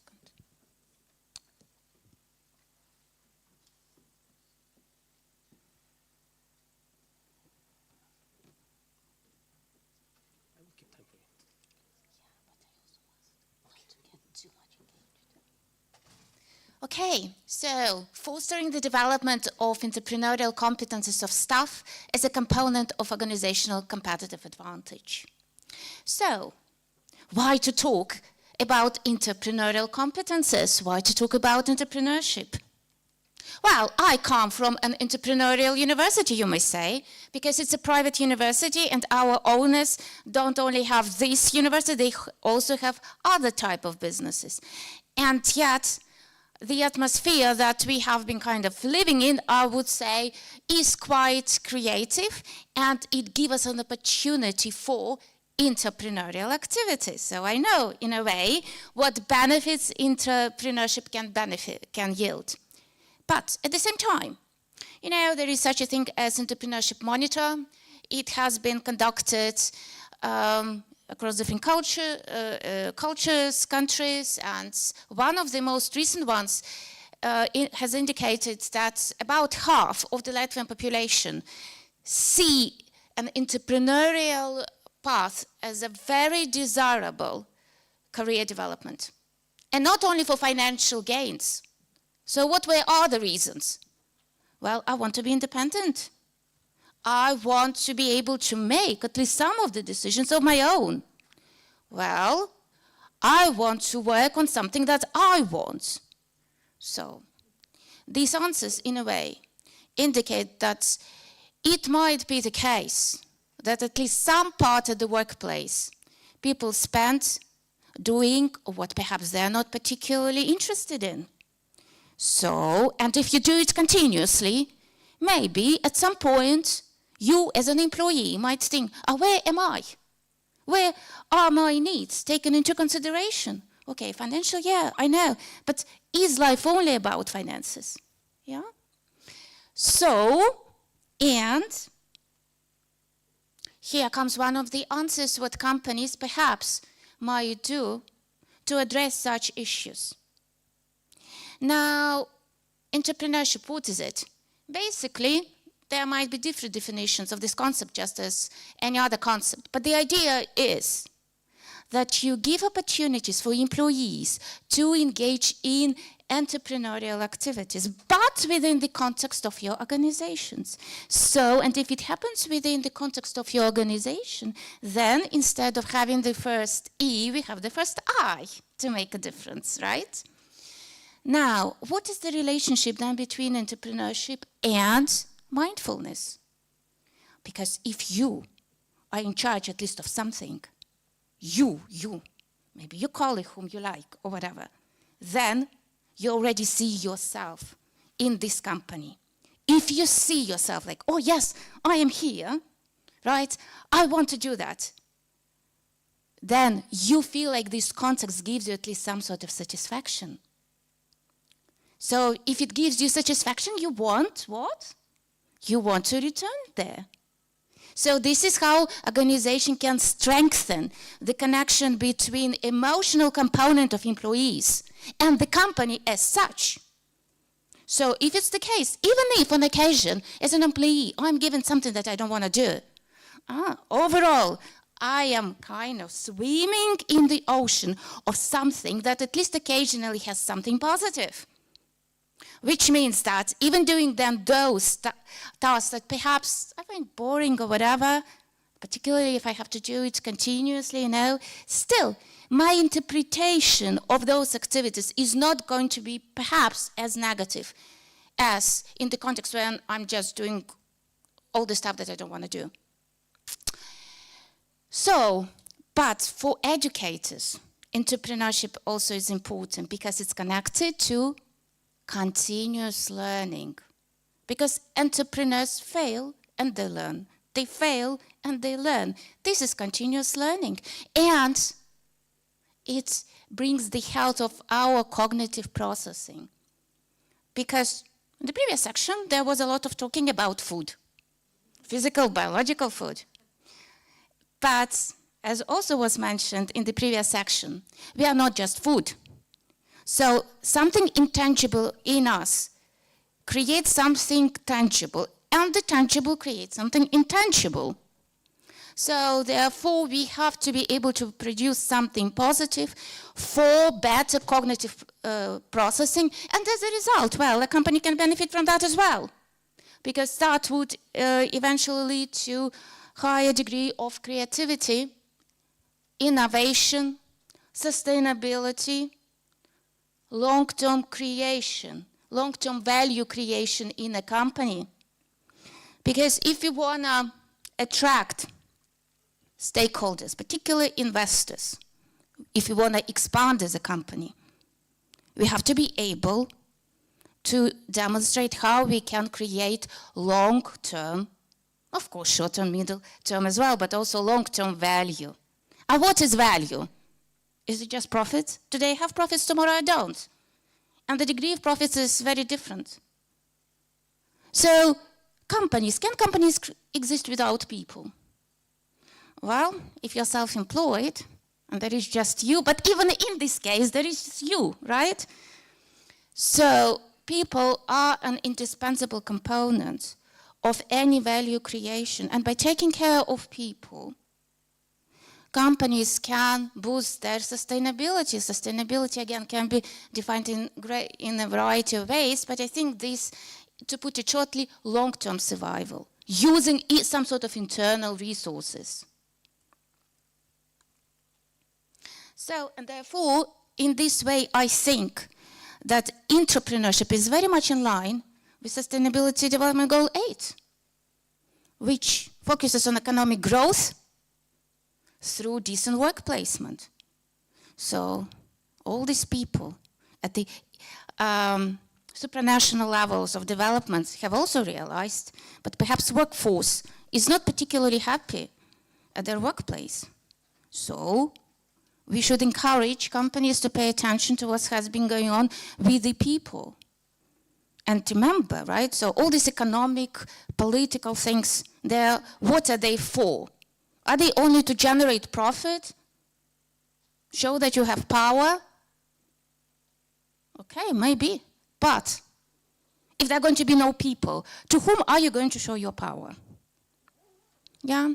So ultimately, what is very important in all type of activities that companies do, educational institutions do, is a social impact, which obviously includes economic component and mental health component and physical health component, because people are both mental and physical health. And this is also in line with consulting firm advice, so to speak. So first of all, of course, many of them endorse SDG 8, but others also point that sustainability of companies rests, at least in part, on flexible workforce capable of learning, continuous learning. But why should I learn continuously as an employee? Continuously. Yeah? So maybe from time to time I simply can improve my skills, do this automatic task. Well, this is not continuous learning. Continuous learning is possible only when you as an employee, obviously supported by your employer, want to reach almost an attainable objective. This is your path there. On your path there, you are becoming more intelligent, more kind of objective, comprehensive in your views. And again, within the context of organization, entrepreneurial hubs, for example, can support such ongoing learning, which will be of paramount importance at time of crisis. Because, again, you have been, as an employee, learning so much, changing your attitudes, acquiring your knowledge, that you will be much faster at adjusting to changes, embracing crisis, rather than trying to escape them. So that's why, for example, the Boston Consulting Group ultimately states that to ensure that companies have a competitive advantage, they should embrace such a thing as continuous learning organizations. And entrepreneurship, it's not only an outcome of this organizational learning, it's also that propels and supports it. So therefore, entrepreneurial hubs might be an excellent way of ensuring organizational sustainability. Obviously not for all employees, right? And it will never be something mandatory. But for example, for those who might be scored like high on openness, if we consider the Big Five personality model, yeah, this is something that might be a way out. Because this would greatly also contribute to so-called talent retainment and development. Yeah. So, ultimately, entrepreneurship should ideally become part of an organizational DNA, though, of course, it might not be always very comfortable for companies to invest into entrepreneurship for various reasons, including the creation of context for creativity. Very often creativity is associated with chaos, which is difficult to manage, control, sometimes difficult to predict what the outcomes might be. But ultimately, out of this chaos, something great emerges. And most importantly, is such that it improves the well-being of at least some groups of staff, because you can't have just one well-being program for all employees, because people are very much different. So, and another way why entrepreneurship is very important, it's for internal communication, because there is such a thing in companies as knowledge boundary gaps. There can be various types, syntactic, semantic, pragmatics, but ultimately what they mean is that people from different departments, from different specializations, they communicate, they think they understand each other, but they sometimes very often do not. They misinterpret. And remember, we cannot basically not to assign meaning. Because whenever we see a chair, we want to know what it is. So out of whatever we see in our world, we make a conclusion: it's a chair, it's not a dog, for example. Yeah. So, but the more context you kind of work in, the broader your range of possible interpretations is. And so ultimately more objective you might become in interpreting something, in understanding other people. And when you have entrepreneurship hubs, you cannot but communicate in the cross-departmental way. Because entrepreneurship within the organizational context is basically impossible without generating something beneficial for a company, ultimately. Either social impact or profits or something, yeah? So, and to do that, you have to collaborate with people from other departments. But also, very importantly, it improves some sort of understanding between those who are in charge of decision-making at the organization and those who ideally should be able to understand the context of this decision-making and thus basically accept the decision-making. So, and for example, Deloitte has conducted a study on gaps between the kind of how things are viewed by a company between CEOs and employees. And one, for example, of the gaps was satisfaction gap. Yeah, for example, how much am I satisfied with what's basically going on in a company, right? So, and here you see that basically leaders think that employees are happy, they're satisfied. Now on that side, on the right, left, I don't know, you see the picture is a little bit different. Because we interpret things, we live in different contexts. And it's, yeah, and the same basically, for example, for priority gaps. So, again, this research, just an example, which shows that different actions, policies are viewed very much differently by people who are in different departments and who are in charge or maybe not in charge of a company. But if you want to improve, once again, the productivity of your employees, you must create a context in which at least occasionally they will feel in charge of something, or at least they will feel that they might perhaps affect something, because people feel more responsible for the quality of their performance if they feel like they have been engaged in the process, in some sort of decision making. It's not possible to do it at all levels and always, but if you can introduce a model when it can be done sometimes, then it's already one answer to one aspect of a problem. So, and if you're an organization and you want to start developing entrepreneurial skills, because very often people do not know how to be entrepreneurial, even though they would like to, because of different kind of risks and financial things and how things are going to be viewed.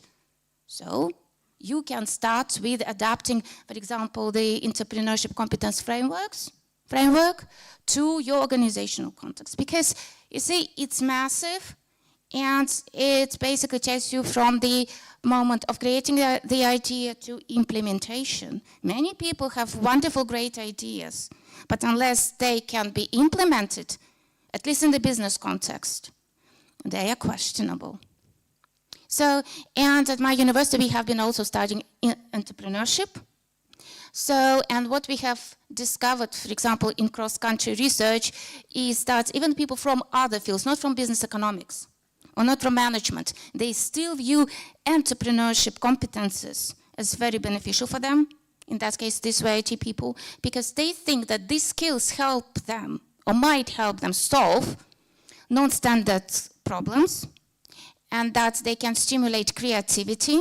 And creativity is important for competitive advantage creation. And that it also helps them to develop a vision and see opportunities which perhaps otherwise might be blurred for them. So, and finally, in entrepreneurship is great because it boosts the understanding that a company is one organism. It's like one network of sub-networks. So, for example, the integrated reporting framework, as you see, consists of capitals, which are viewed both as resources, so you can kind of, use and forget them. These are just resources, but also as outcomes. So which creates out of resources something valuable that you have to nourish. That's why it's called a capital.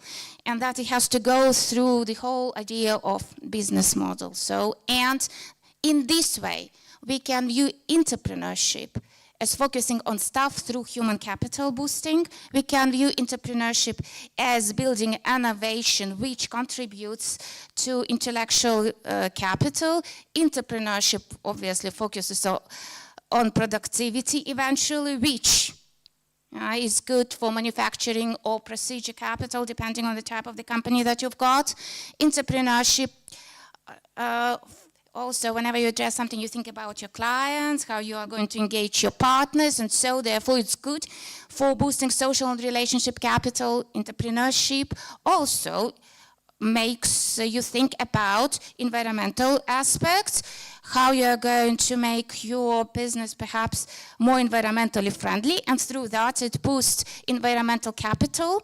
So, and entrepreneurship also is impossible without understanding something more about finances. So we are boosting financial capital, and entrepreneurship is basically creates thus an internal ecosystem. So, and it creates a bridge between internal and external ecosystem of a company. But most importantly also for this kind of conference is such that people typically do engage in entrepreneurship if they are interested.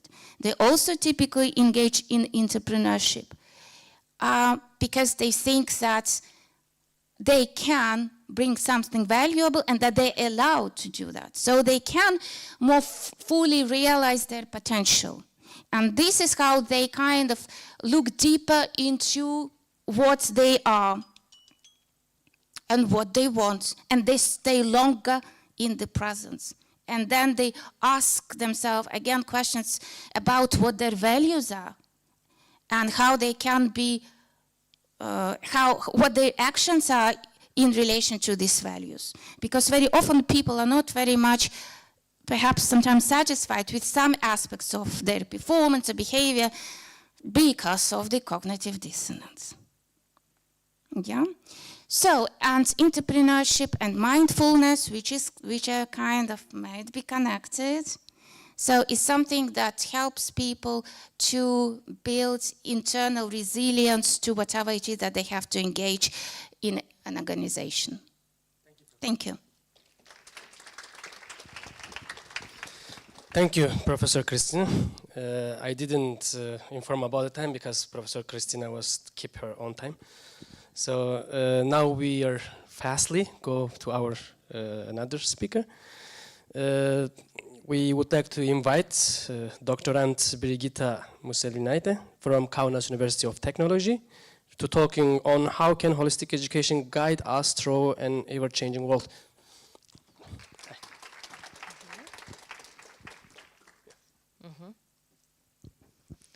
So hello everyone. I'm so grateful to be standing here because I'm just a PhD student still defending my thesis. But today I will share a small part of my research, and I will be answering the question, how can holistic education guide us through ever-changing world? Everybody knows that the world today faces many, many global challenges, starting from the global warming, ending to the war. It is very scary, but even the scarier is to understand that we have no clue what skills, knowledge, and competences our children will need to have to face these challenges, and how can we help them, right? So, what should we do? Guattari distinguished the relationship between three ecologies, mental, social, and environmental, arguing that in order to change one, we must change others too. So it's impossible to solve climate change problems or social problems without changing the way people think. And what is the best way to change people's mentality than education, right? So, what should we do? UNESCO states that education alone cannot solve all development problems. However, a holistic approach and humanistic can and should contribute in developing new model. Moreover, United Nations states that education must be understood as a holistic learning process in which we learn how to learn, we learn how to live in this fast-changing world, we learn how to work together, how to respect each other, and we have to learn how to be, how to live meaningful and happy life. So it seems like holistic education could be a key answer to our problems. But what does the holistic education means, right? So that was one of the main questions of PhD thesis, and after doing a huge literature review, I realized that there is no singular definition of holistic education, but everyone is mentioning the same goal, to educate the whole child or the whole person. So this means that we have to always address social, physical, aesthetic, intellectual, and emotional needs in a balanced way. All of them are equally important, equally. Not intellectual is the most important one, right? So, now you have a unique opportunity to see my theoretical model, which hasn't been published yet anywhere else. So you're very, very lucky. So as you can see, I learned and developed the model understanding that holistic education has 4 fundamental features. Interconnectedness. Everybody today was speaking about it. We all know that we live on the web of knowledge, in the web of everything, and everything has an impact to something else. Balance. This thing was also touched today because firstly we have to balance ourselves, then our lives, then we have to balance curriculum, we have to balance teaching methods, many, many things. Inclusion. This means the deep respect for the people's individuality and understanding that we all are different. We also speak about this topic today, right? And the spirituality. This one is very important. In holistic education, we believe that human is a spiritual human being through search of personal identity, moral attitudes, and sense of purpose. So, when we go up, we see that we can create this whole child or whole human being through integrated curriculum, holistic school culture, holistic teacher, and holistic education and assessment methods. But today, I will speak most about teaching methods and inclusion because we are short in time. So, according to Botzaki and Hutchinson, in education we have 3 main strands. Transmission, which means like a traditional education. It's teacher-led and we just simply listen to the lecture. Transaction is a progressive one and it's based on experiential learning. So it's like inquiry-based, problem-based, project-based. It's very, very fast. It's very popular these days, actually. But we have a third one, which is called transformation. And this one is the most holistic one. In this one, we have a little bit different methods, such as visualization, metaphor, poetry, critical thinking, mindfulness, yoga, movement through dance, acting, and so on. So these methods are not so active, but they lead us to the deep transformation of our understanding. Yeah. So Miller claims that these untraditional methods could help us to build some kind of relationship. For example, visualization or metaphor can help to develop a relationship between linear thinking and intuition. Mindfulness and yoga classes could develop a relationship between body and mind. Outdoors education, gardening could develop relationship with the earth, and meditation and deep reflection can develop relationship with self and your soul. So these are very important. So also research shows that these methods are beneficial to us. Actually, they have a positive impact on our concentration, attentiveness, learning habits, planning skills, organizational skills, self-awareness, emotional regulation, and many, many more, right? So I did my research because I wanted to answer the question, what are we actually doing these days in our schools? So the main goal today is to identify which transformative educational methods are used in Lithuanian primary school system. And if you ask why in primary school system, so firstly, I'm the primary school teacher, and also research shows that it is the critical part of the student personality development.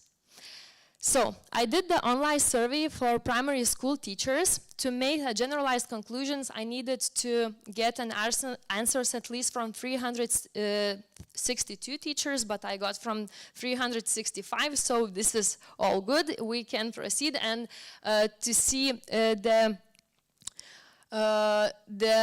findings. So firstly, what I have learned, that transactional educational methods such as discussion, games-based learning, group, inquiry-based learning, group work are very, very predominant in our schools. Teachers are using these methods very actively and almost all the time. However, if we would look into the transformational educational methods, we would see that methods such as outdoors education, breathing exercises, visualization, meditation, mindfulness, journal writing, gardening, and so on are almost never used in our classrooms. And if we will compare those two groups, we will see that transactional methods are statistically significantly more used in our classrooms than transformational ones. Interestingly, I wanted also to look in differences between curriculum. And I noticed that in non-traditional curriculum orientation, teachers use more transformative educational methods than in traditional ones. However, that was not enough for me. I wanted to go to schools, and I was really, really curious what is actually going on in there. So I invited some primary school institutions to participate in my survey, and actually 7 schools accepted my proposal, and they invited me, so I had an opportunity to observe 30 different primary school teachers' lessons. And what I have learned, sadly, the results reaffirmed my first findings that, again, transactional methods such as discussion, reflection, games-based learning, group work were used very, very widely. And I noticed that children were a little bit exhausted actually of that, because from lesson to lesson we have to do some kind of group work and so on. But transformational methods such as breathing exercise, gardening, observation notes, outdoors education, circle practice, gratitude practice, and journal writing and meditation were almost never used. So, but I had an opportunity to observe one lesson which from the beginning to the end was holistic. This lesson was for the 4th grade students. It was Lithuanian lesson, and it was called "What do plants communicate to us?" In this lesson began with some kind of exercise to wake up their body. Then they played neuroplasticity games with their finger to develop their skills, and then teachers showed them a video about what is going on in the world, about the pollution, about animal extinction, and so on. So students were really, really touched. And then teacher said, now you have to all stand up, go to the schoolyard and hug a tree or touch it and listen what it is saying to you. And after that, you will come back to the classroom and you have to write an observation note using as many adverbs as possible. This task was really frustrating for many children. Believe me, they were shouting to teacher, "This tree is not telling to me anything. What are you speaking about?" And she's, "Okay, go back and try to listen more carefully." And after this, they shared their journal notes, and it was so beautiful to listen how creative and amazing these children actually are. And they were trying to imagine themselves as a tree and how they feel in this earth. So it's very, very important to try to do that. So again, when I compared both studies, I can see that these transformational methods are almost never used. Probably we're scared of them, even though they're really important. We have no clue how to do it. Maybe it's a little bit risky to do it. And in conclusion, I want to say that if more transformative educational methods are used, holistic education could develop children's awareness, moral values, spirituality, mindfulness, and holistic thinking, which are essential in ever-changing world. And we have to think of that all the time. But if you want to begin to do this, even with your university students, and you have no clue where to begin, you can use this free-age holistic reflection model. It begins with the very, very simple question. What did you learn today? We always are asking this question, right? But then we move forward and we ask, how do you feel with this information? Maybe you feel anger, maybe you feel happy, maybe you will feel sadness, right? And then use this feeling moving forward to your actions. So what will you do about that? Maybe you go home and you will educate your entire family that we're doing something wrong. Maybe we have bad habits and so on. Maybe you will start a project in your school, right? So we are raising the active change agents, not a passive knowledge receivers anymore.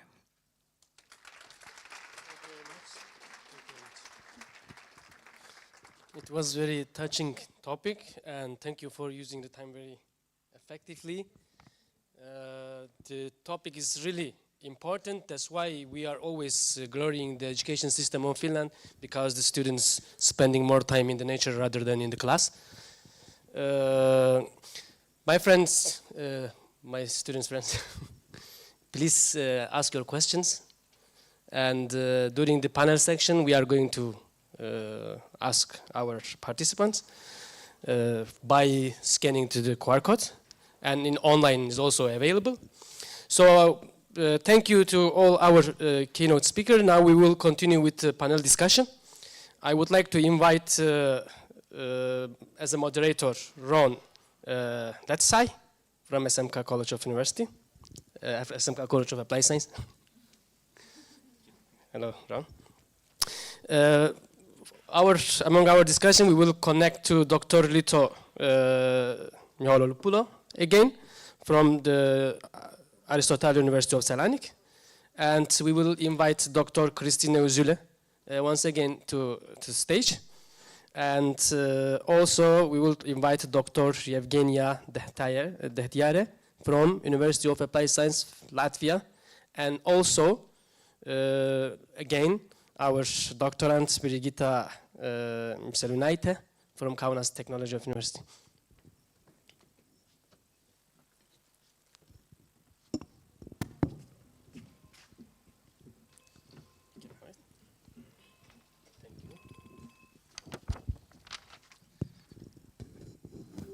So thank you, Mehmet, for that amazing introduction, and thank you to our keynote speakers. It was truly a pleasure to see all of you bring different aspects of education that are very important today, going from entrepreneurship to multiculturalism and then to holistic approaches to education. And I would like to welcome also Dr. Dehtiare to this discussion, and I think we will have a very insightful discussion since you all bring different hats and different roles that you may possess, whether that is working in businesses, working in primary schools, universities, being researchers as well. So I think we're on for a very good discussion. So we discussed a lot about competences in education, and this section is going to focus on mindful education, but not just mindful education for the mindful person in the future. Let's focus also on mindful education for nurturing mindful students and mindful educators who assume responsibility and are wise with their actions. So my first question would be, we discussed a lot about competences. What do you think are the key competences for the future mindful educator? Well, yeah, I think that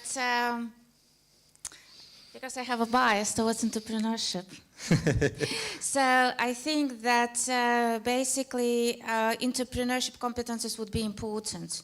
Now, which particular of them, there are 3 areas of them, right?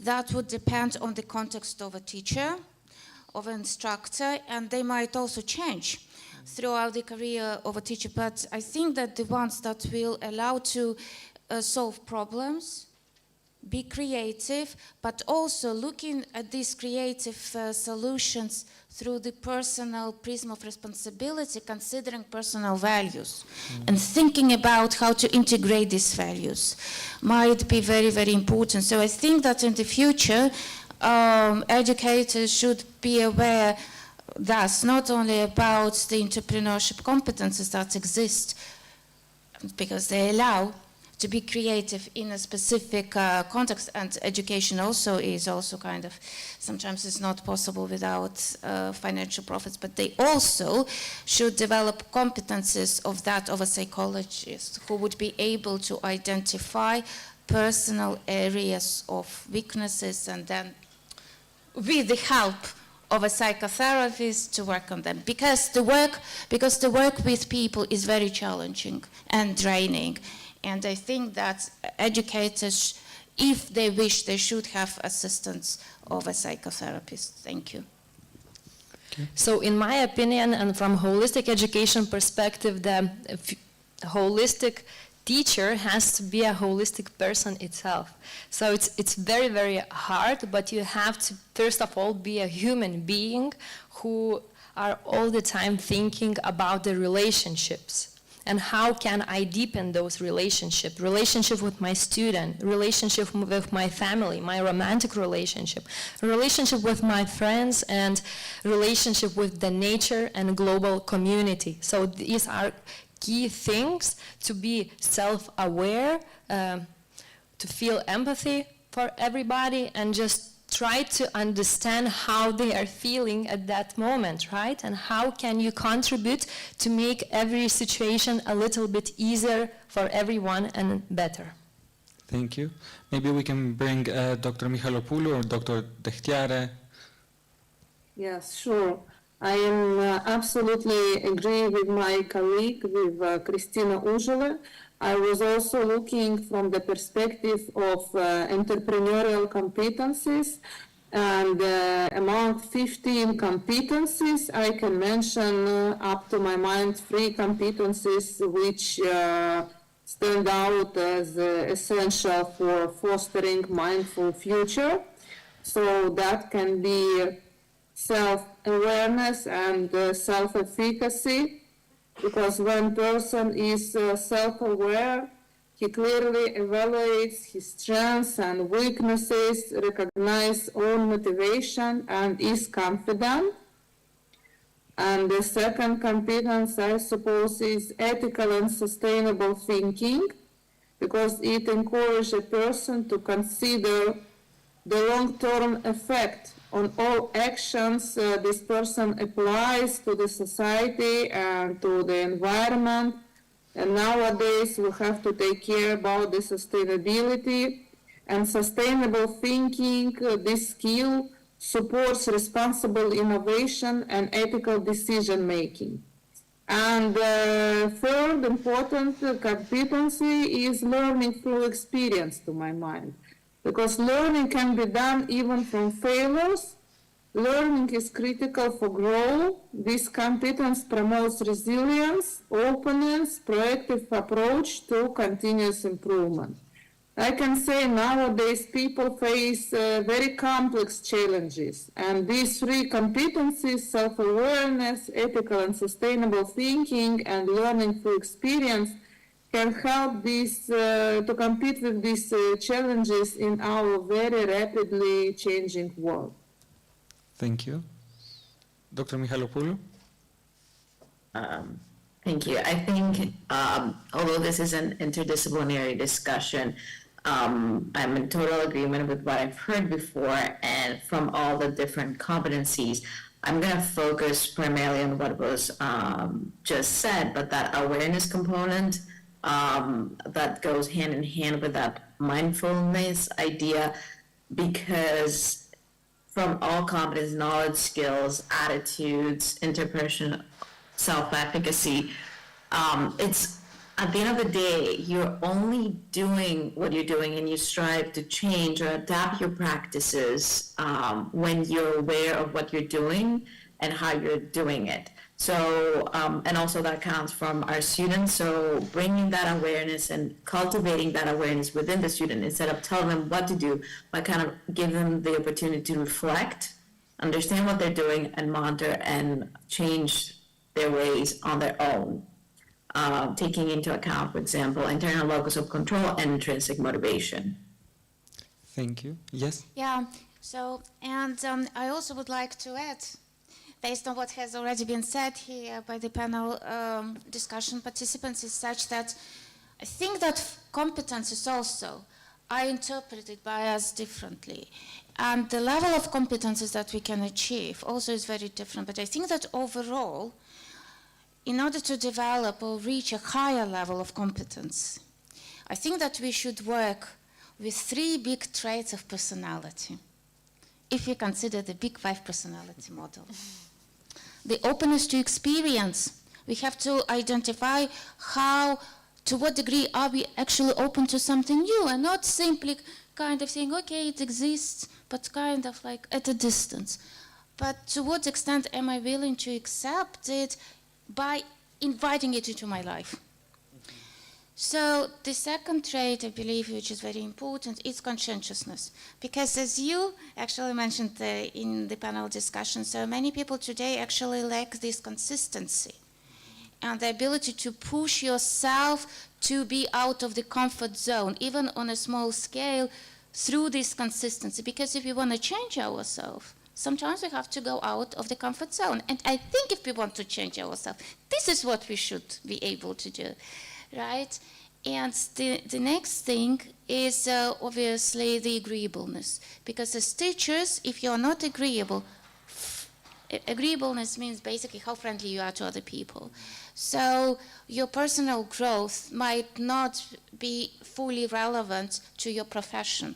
So here we also have to balance whatever it is that we have inside us with whatever it is that we have to project to our ecosystem.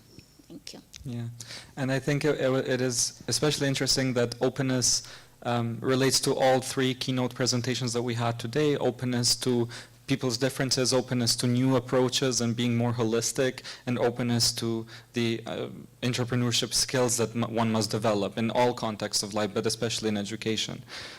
Something that I want us to consider now, I like that Dr. Michailopoulou brought adapting your skills and adapting your practices.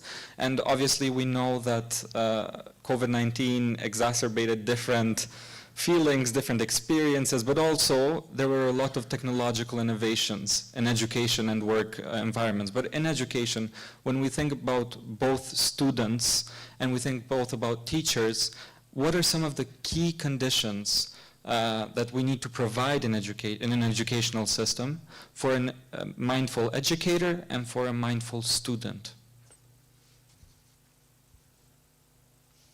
I think we have to always have a balance. If we're speaking about technological involvement, we have to use it because children loves it. It's very interesting. Students also like it, but we always have to remember what we are also doing the social work. We are speaking, we are changing ideas. We have to develop some kind of social skills of learners to be successful in future life and to communicate their needs and their ideas, right? And one of big need, huge need is social interaction with other people. So I'm not a huge fan of distance learning, and because it's a very, very different feeling for me. Okay, thank you. So I think for mindfulness to take place in education, we need to add or transform one block of education. Because for mindfulness to be nourished, nurtured, we need probably to create a new type of a context when people will be able to follow their own calls, when they will be helped to trace their own development, and when they're not going to be assessed on that. Very often nowadays, both in primary, secondary, higher education, professional education, the final goal is the learning outcomes with the assessment, whatever type of assessment that might be. But I think that if we put in such like professional or formal context some sort of assessment on this one, so it might put unnecessary boundaries on this personal growth, because this is basically self-exploration. And this, but also whatever self-exploration is, whatever competence is, it can't emerge over the night. It takes time. So educational institutions should be willing to allow for the curriculum to adapt this new kind of block or module or whatever of self-exploration on a continuous some sort of basis, and allow for it to proceed if necessary in chaos. Thank you. Anyone from our online speakers care to share? Yeah, I would like to add to mine. I think that there are two important conditions. So first one, we should not forget about teachers. Teachers are often incredibly altruistic and devoted to making a positive difference in students' life. But sometimes they are not well prepared for the demands, such as the emotional or social demands of today's audience. Sometimes we teach in very stressful conditions, and this may lead to burnout and even to decision to quit. That's why I suppose teachers also should cultivate their mindfulness, the ability to stay focused on one's present experience without judgmental awareness. So that is the first condition. A teacher should be a mindful person first. And second condition, I totally agree with Brigitta. During the process of learning, there should be a holistic approach to understand yourself and others.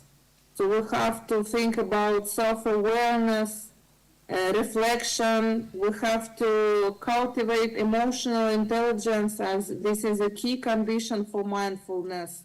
We have to train different skills like stress management techniques. And we have not to forget that mindful education is closely connected with sustainability and inclusivity. So we have to emphasize this awareness and social responsibility. And I have to say, I wish the modern universities should achieve that mindful practices should become our daily routine. So it's easy to practice, for example, active listening daily. So why not to achieve that? Mindful practices are our daily routine, so that's not that much complicated to achieve that. Thank you. So kind of echoing what was said before, and we heard of the words complex, burnout, new contexts, active listening.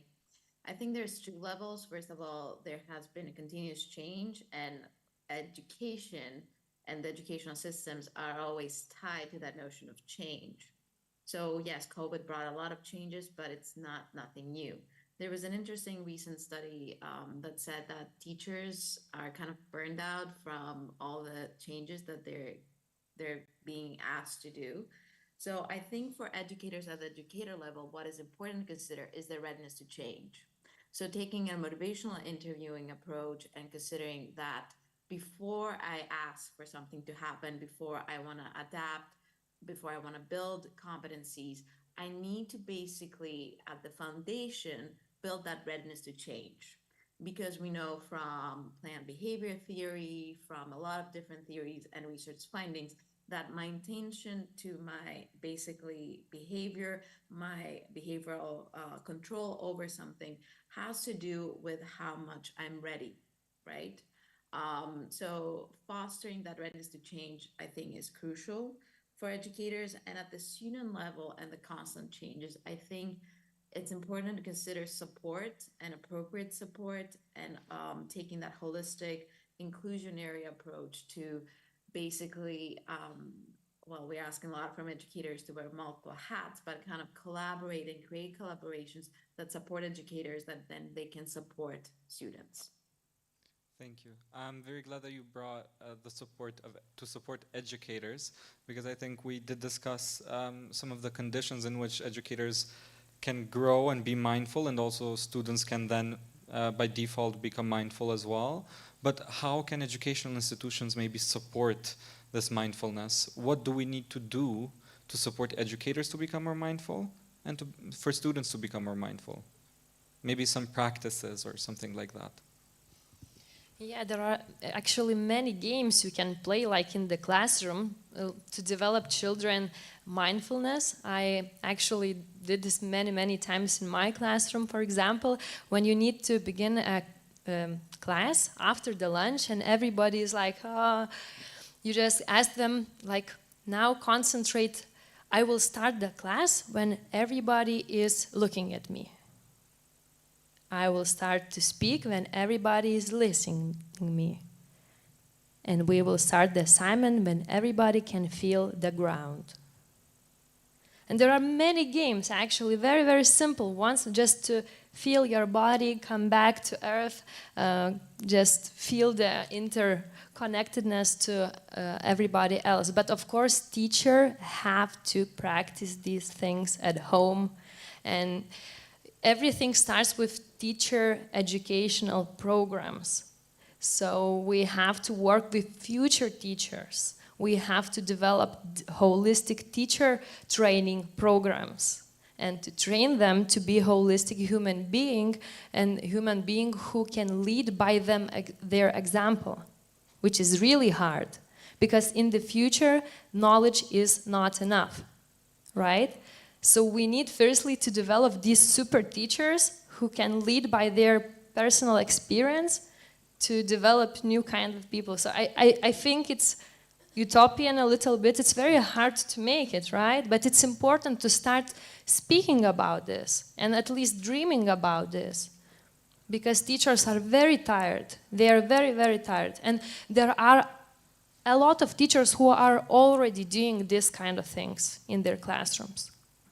I understand. Thank you for that response. I also wanted to note specifically what you said, but how you said that teachers are very tired, and this is very true. We see studies about it, we see interviews about it and whatnot, but I wanted to also ask, how can we support teachers to be more mindful also of their health and for them to become then more mindful teachers?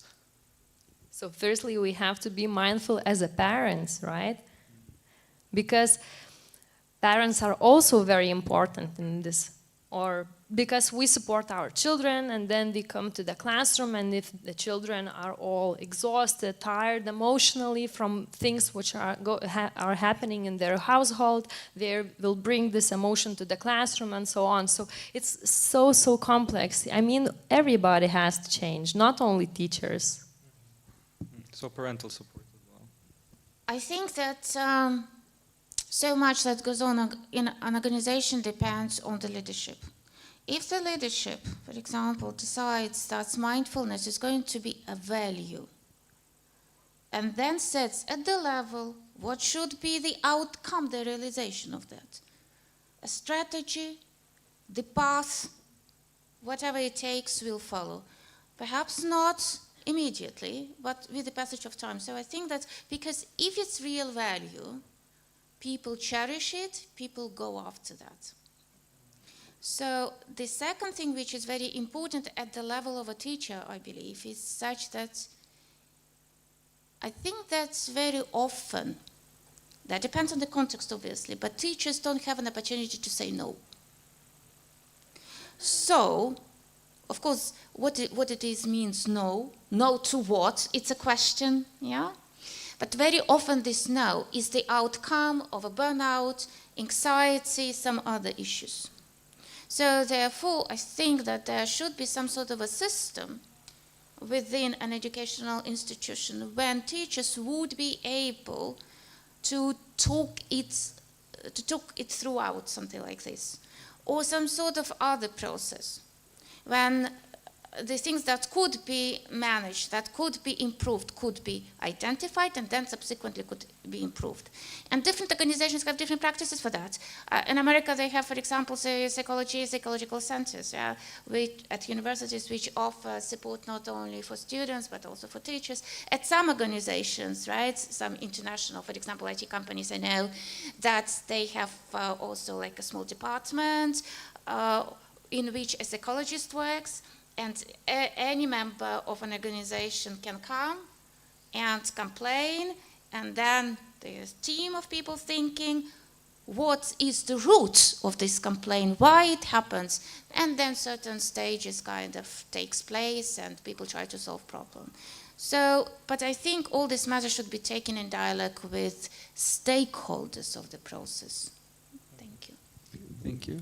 Dr. Dechtiare, maybe you can also add to this point. Well, I have also a certificate of career coach, and I can say what I teach to my clients when they come for career consultation.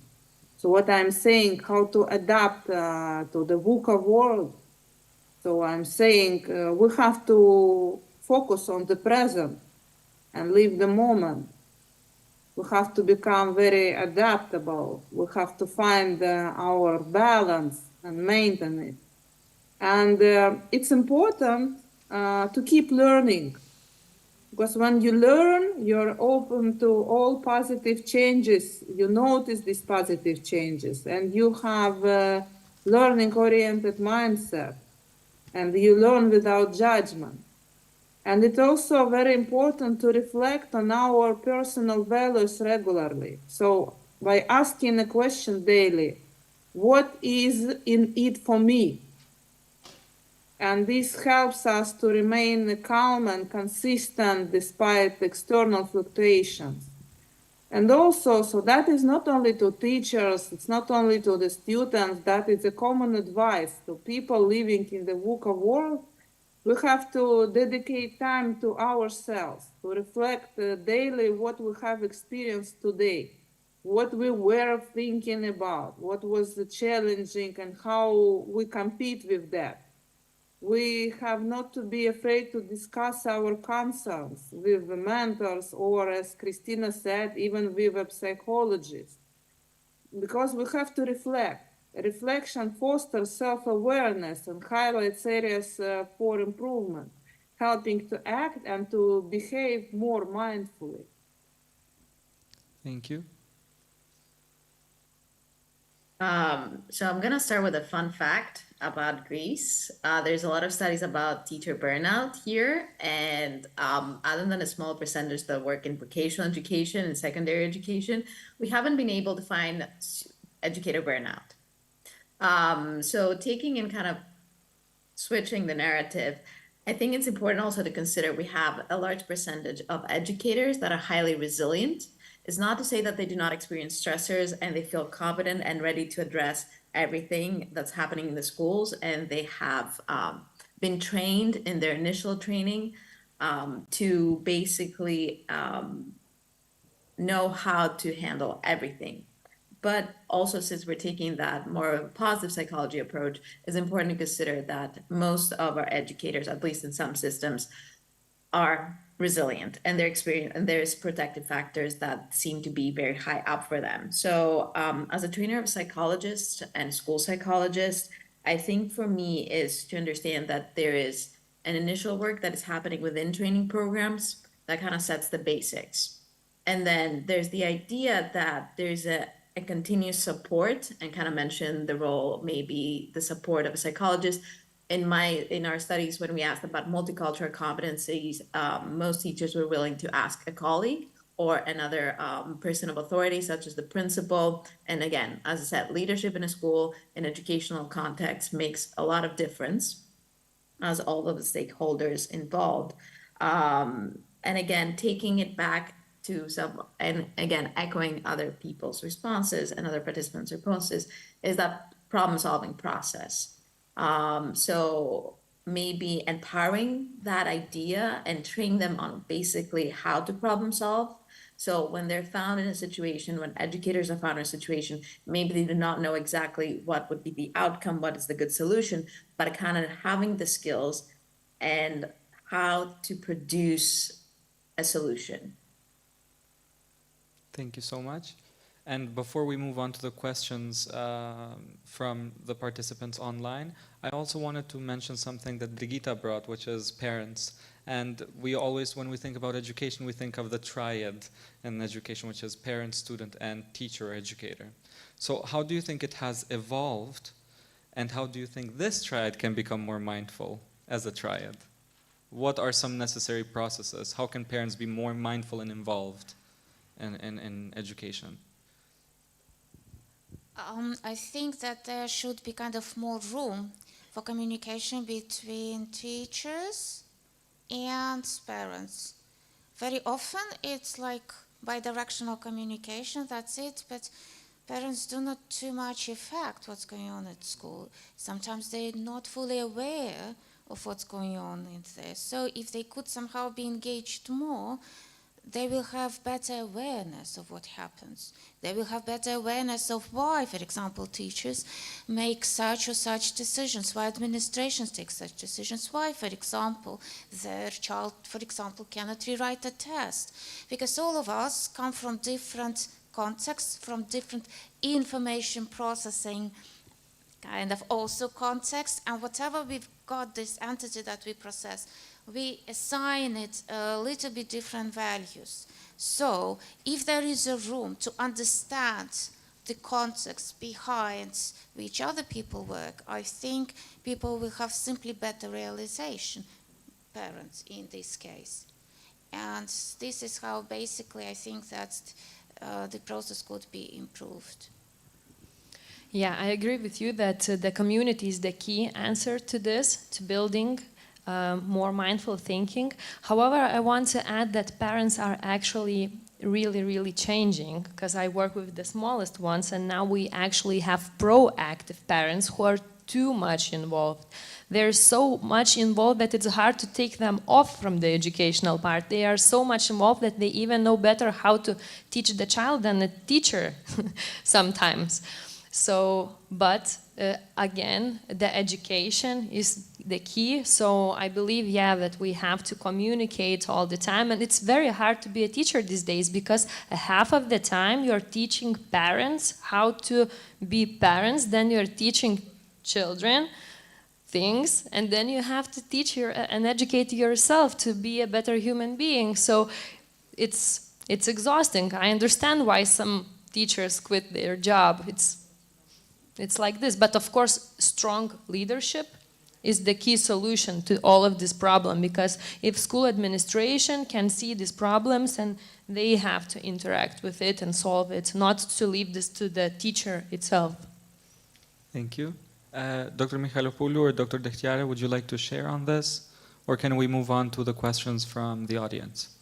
Well, I would like to raise a question. As a mother of an 8-year-old daughter, I would like to raise the question of what if sometimes parents feel over-involved? What about over-involvement in the process of education? And I have only one child, and I feel sometimes over-involved because I have to spend too much time in communication with teacher, in communication of parents, chats, and so on and so on.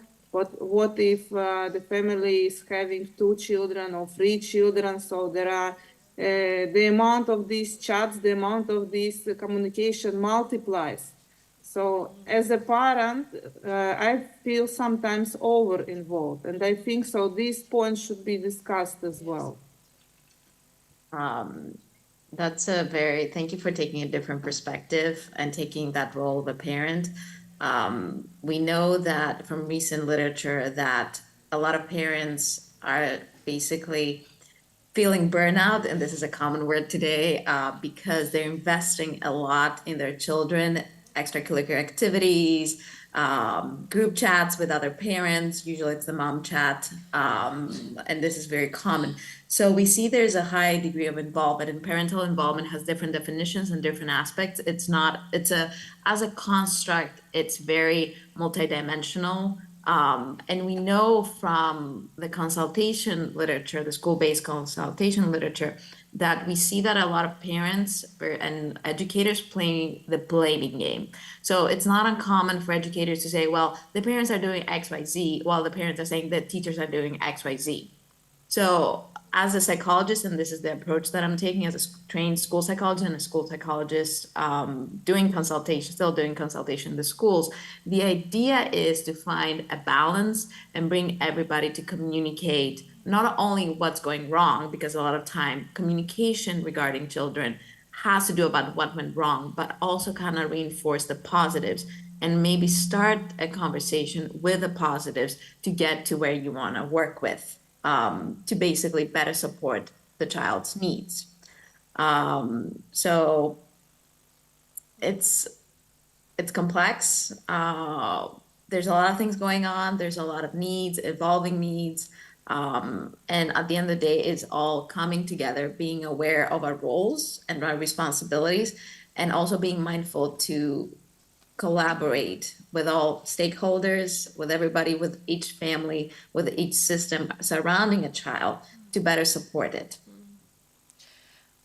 I just want to add one thing, that because I'm missing one part in this discussion. I'm listening and I'm hearing again, learning how to do, learning how to work, and learning how to learn. But we always forget the fourth essential, learning how to be and live peaceful and fulfilling, meaningful life. This is what we are missing. If you are speaking about mindfulness, you have to address not learning how to learn, not the competences. We are extremely doing too much. We have to stop doing. We have to stop producing. We have to stop solving the problems and start feel. There's a movement, it's called dark pedagogy. And it's all about feeling sadness, what is going around of us. Stop and think, and then after a while, the solutions will come up naturally. And we now are trying to be perfectionistic. In all ways, I will be perfect mother, I will be perfect teacher, I will be perfect wife, I will be perfect father, I will be perfect everywhere. And then we are burned out. We have to find a connection to ourselves. So firstly, we have to find the peace with yourself, then you can find the peace with others, and then you can find the peace with nature. Thank you so much for bringing that into the discussion. And also, one of the key words I think that we heard throughout the discussion was balance, balancing of everything, but then learning how to be with that balance can be also very useful. So now I would like to go to the questions online.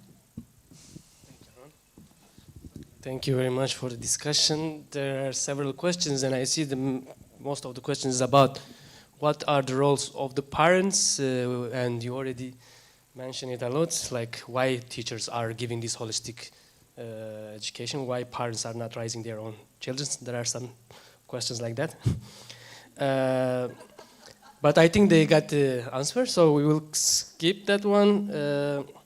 our students or participants asking, how about university students? How can we implement holistic education in university students? Should they go and hug the trees?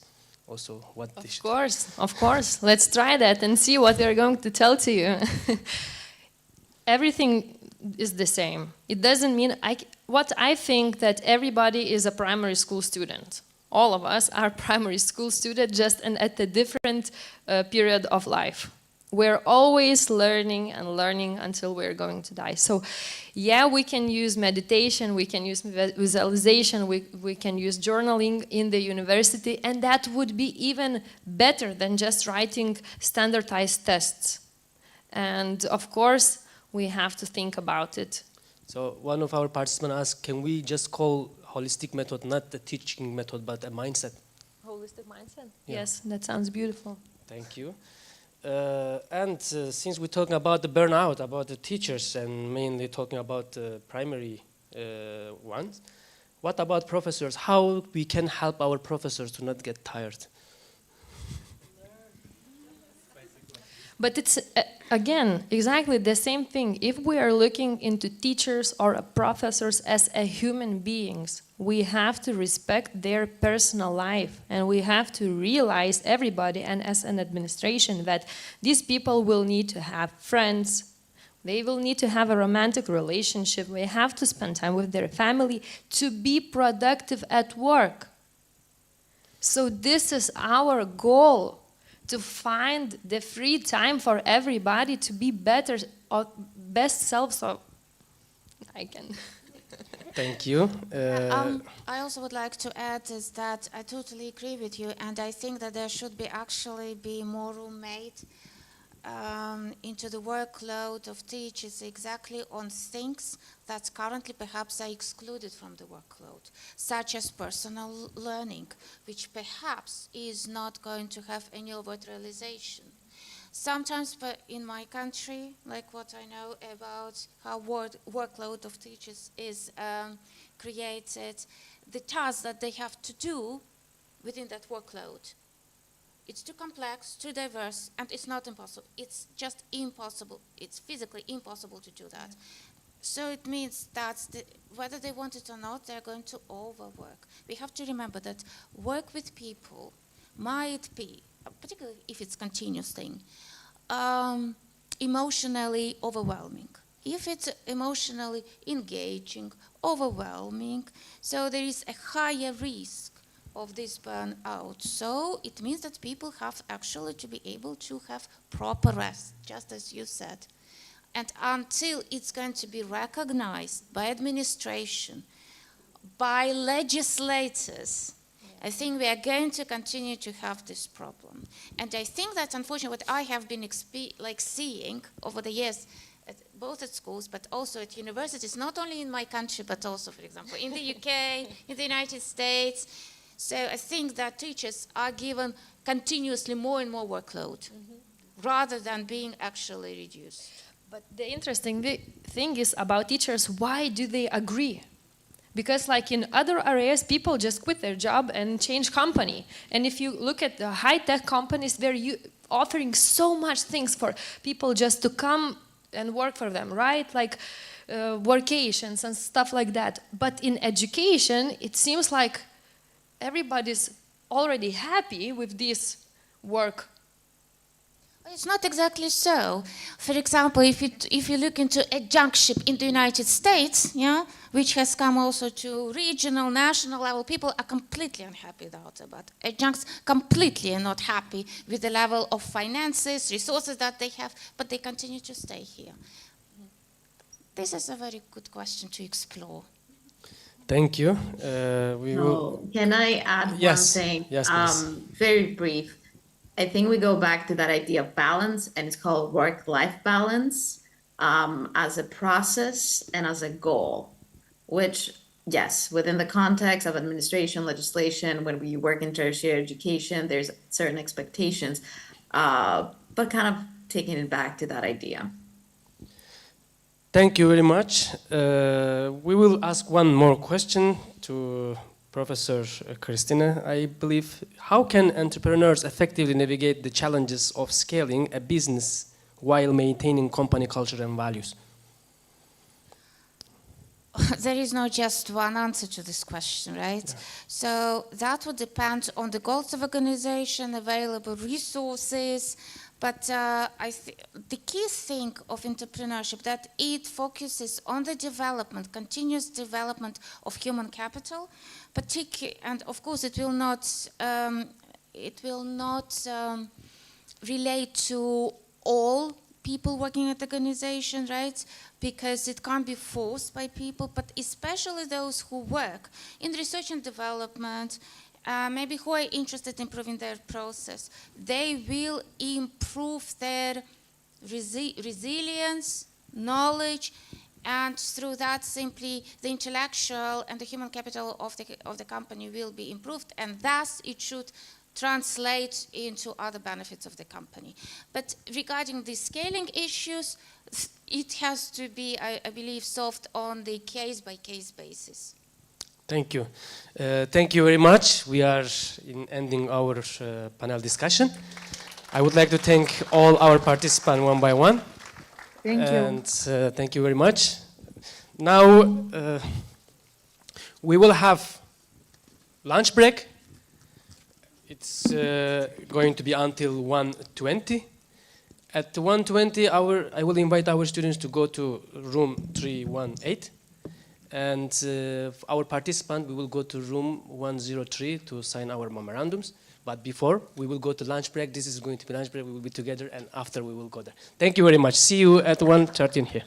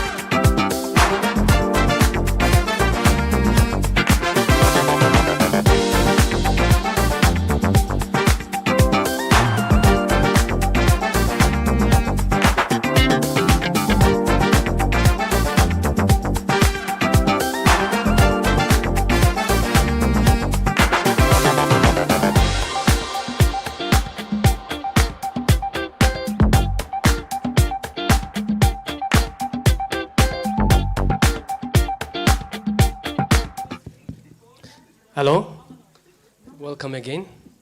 Welcome our new participant also. We are starting our second section with the second panel, and we will start with again with 3 keynote speakers. I would like to invite Dr. John Camilleri from University of Malta to talk about transnational leadership, supporting letting go, building new boundaries, enhancing resilience, and developing beneficial way of functioning. Yes, doctor.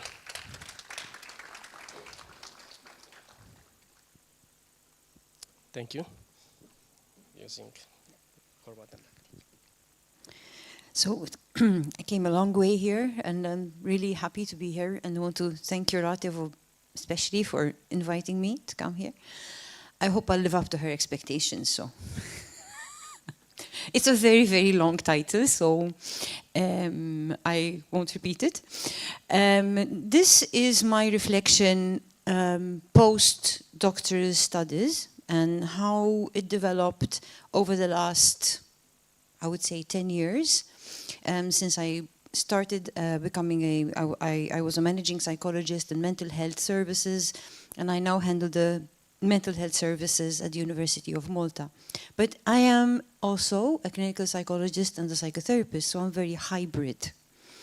And I think this hybridness these slides are the result of the psychotherapist, psychologist having to manage a service. So it's kind of putting on 2 hats at the same time.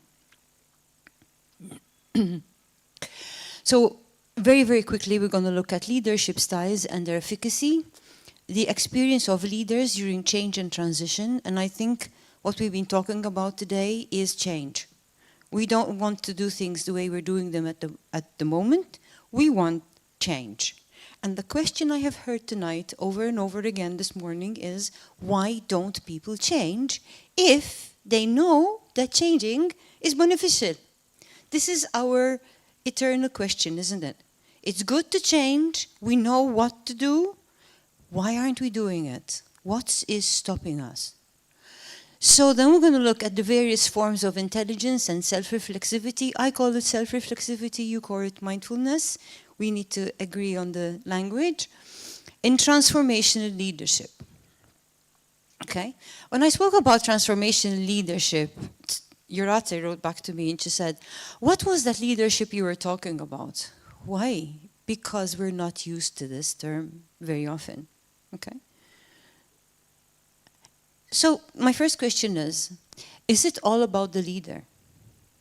Or is it about relationships that the leader manages to create with the people he or she work with?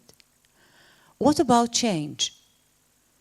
Do we factor the impact of change when we are proposing changes in policy, when we are proposing changes in implementation, when we are proposing changing the way we do things? Do we consider the impact the very act of change brings about on the people who know they need to change but don't want to? And why don't people want to change? So I would like to distance myself from the term that a leader is one who knows the way, goes the way, and shows the way. You know, when I say this, I always say, I'm not God. Only God can do that. I'm a normal human being. So, very quickly, leadership styles are a relatively constant pattern of behavior characterizing the leader. You know, and we all know what our head of department is going to say before he or she says it. If you tell him this, he'll answer that. Why? Because it's a pattern of behavior. We know how they behave. Style is reflected in the way leaders communicate, take decisions, what motivates them, and perhaps one thing that we don't consider very often, the way they express themselves during stress. Leaders are stressed, and how good you are as a leader or not depends on how you cope with stress.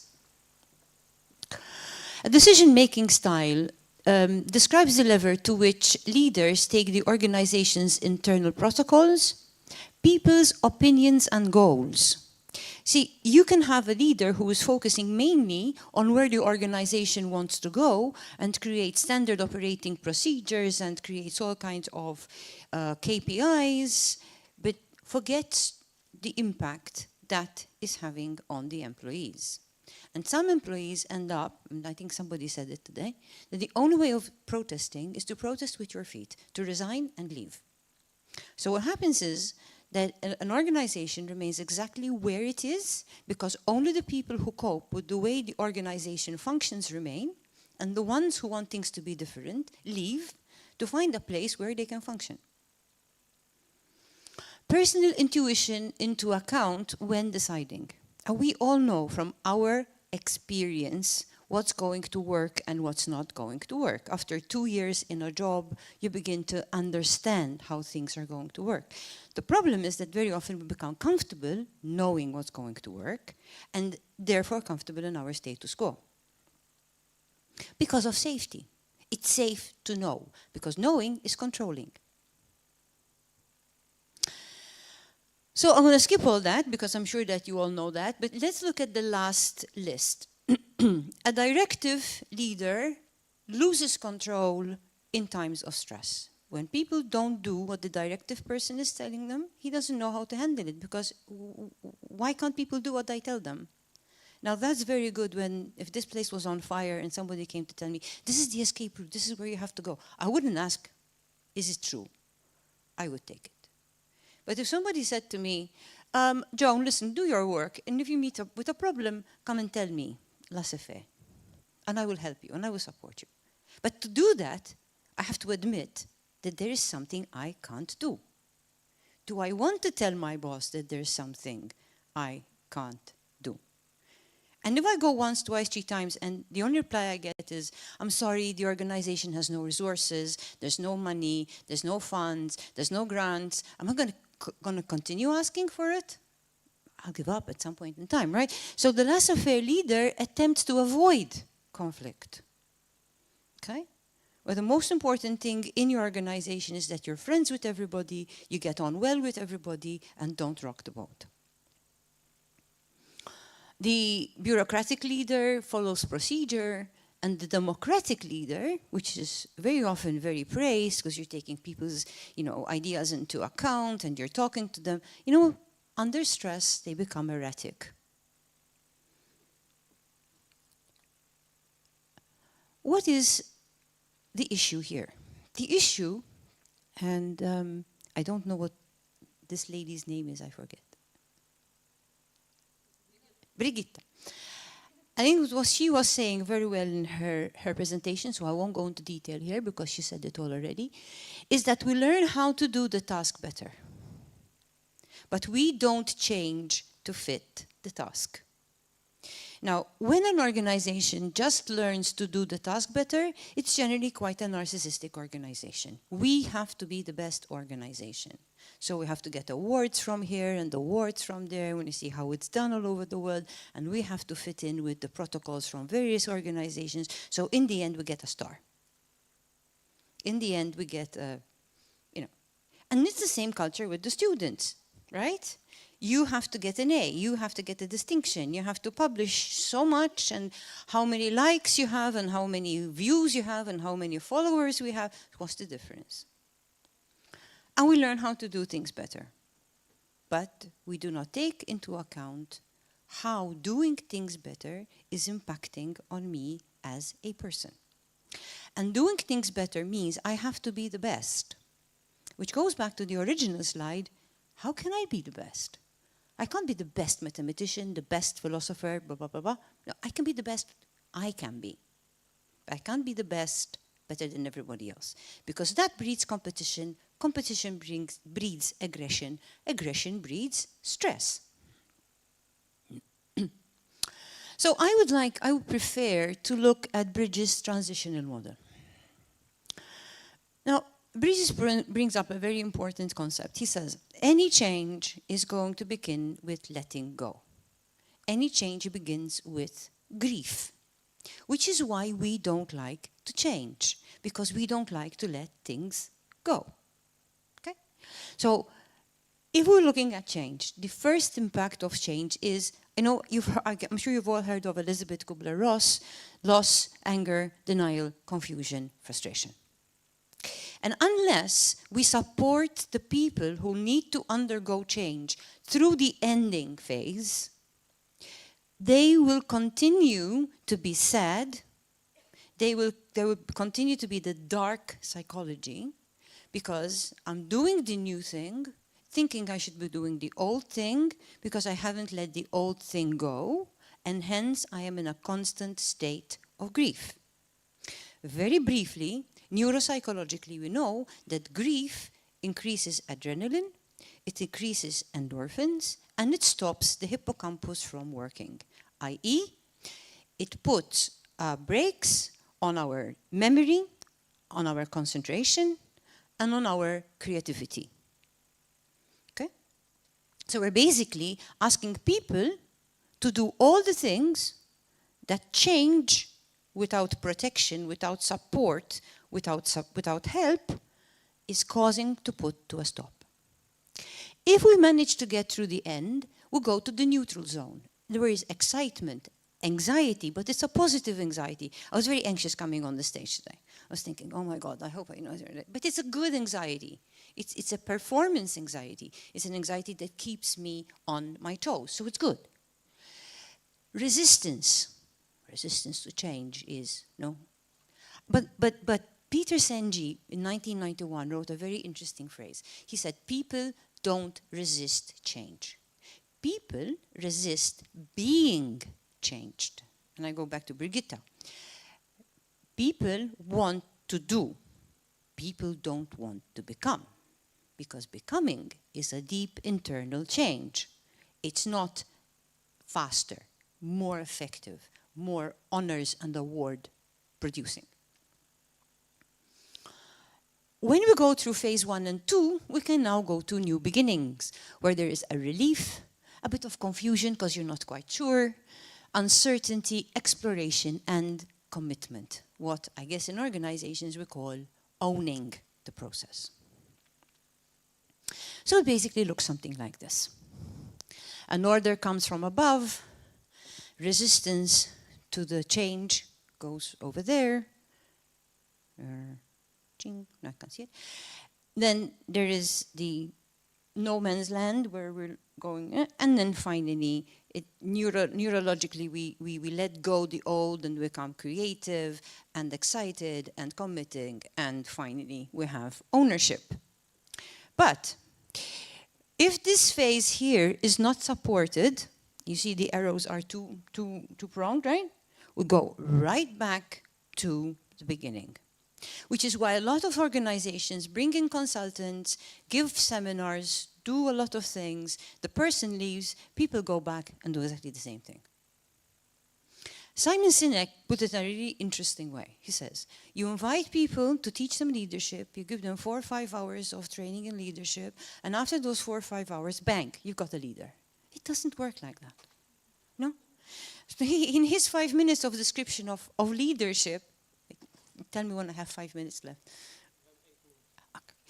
Of leadership, he says, being a good leader is doing all the little things that are absolutely useless, but doing them every day. And he explains, and I think it's amazing. He says, if you wash your, if you go to the dentist every 6 months, you're going to lose your teeth. But if in between going to the dentist, you brush your teeth every day, 2-3 times a day, and have a mouthwash every single day, you're going to keep your teeth. So washing your teeth once is not important, but doing it every day. So if I see somebody says to me, Joan, if you want to be good, you want to know your employees better, you need to sit down with them and talk with them. And I do that maybe once a year, useless. But if I do it every Monday morning, and if they know that on a Monday morning they can bring their grief or their ideas to me, they're looking forward to Monday morning. And a little meeting in between. Consistency. Okay? He makes this example, Stephen Sinek. He says, when we have partners, do we decide from day one we're in love? No. How do we know we're in love? Because we see that when he makes a coffee for him, he makes a coffee for me. If I have a good experience during the day and he has a bad experience during the day, I listen to his bad experience. And I won't say anything about my good experience because that would make him feel bad. And then one day, you wake up in the morning and say, oh, this is love. There is passion, there is intimacy, and there is commitment. And you know this is throughout, even in organizations. It's, in a sense, in inverted commas, creating an intimate relationship with the people you work with. So that they love their job. They don't like their job because like is, I have enough money, the company is good, it's great. Loving your job is, if they give me something which pays more, I want to stay here. What do we feel when we are under strain? Remember the stress we're talking about. Okay. We all undergo stress. We're stressed all the time. Some people can take it, some people can't take it. Okay. So it's not if, it's how much I can take. And how can I learn to take more? Because they're going to keep piling it on. They're not going to make it any less. Let's be clear here. So we experience feelings of anger, rage, sadness about our peers and students. But isn't this the first part of a letting go? We become overly involved emotionally with them. We experience bystander guilt, shame, and self-doubt. Isn't that phase 1 and 2? We become preoccupied with thoughts of our research, peers, and students outside of the work situation. We try to dissociate, detach, move away.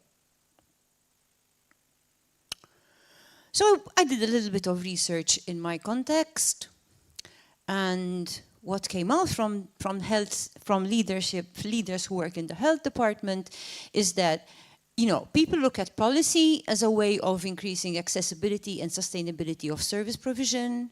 They want to keep abreast with what's happening abroad, but they don't want to change their role, and they don't want to be creative because they're not sure the creativity would be accepted. This is the status quo. This was researched. So when a proposal is actually made, issues develop with the proposal which impacts management plans, vested interests, and personal agendas. Issues are not communicated to the proposer, misinformation slows down the change process, and shock and denial ensue.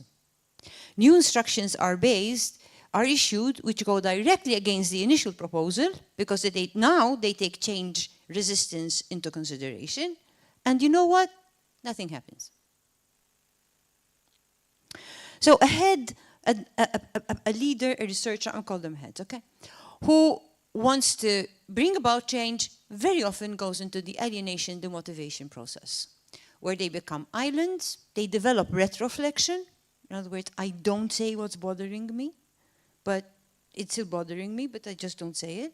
I become alienated. I begin to doubt my efficacy, doubt my autonomy, doubt who I am. Why did I become a head? To maintain the status quo. I became a head to bring about change. And now I'm just being asked to keep things as they are. So then I get lost in a vortex of helplessness and hopelessness. Heard of Seligman's definition of depression? And I desensitize, detach, alienate, and experience trauma. So in short, autocratic organizations choose directive leaders adopting a single loop learning style, which we explained before. Bureaucratic organizations choose administrative leaders adopting a single loop learning, focusing on protocols which replace human leadership, which is not bad. Because if somebody, you know, wakes up in the morning in a bad mood, he can just change the way things are done, you know, because there's the rules and that good protection. But in improvement-oriented organizations, leaders double as coaches. And this now becomes the responsibility of the leader to set the way. They adopt double loop learning, focusing on individual self-actualization in line with the organization's strategic goals based on appreciative inquiry. So what are we looking at in transitional leadership? We're looking at there's an overarching change in policy strategy system. We need to support its accommodation at departmental level. And that happens through leader self-development. 2 more minutes. Oh, wow.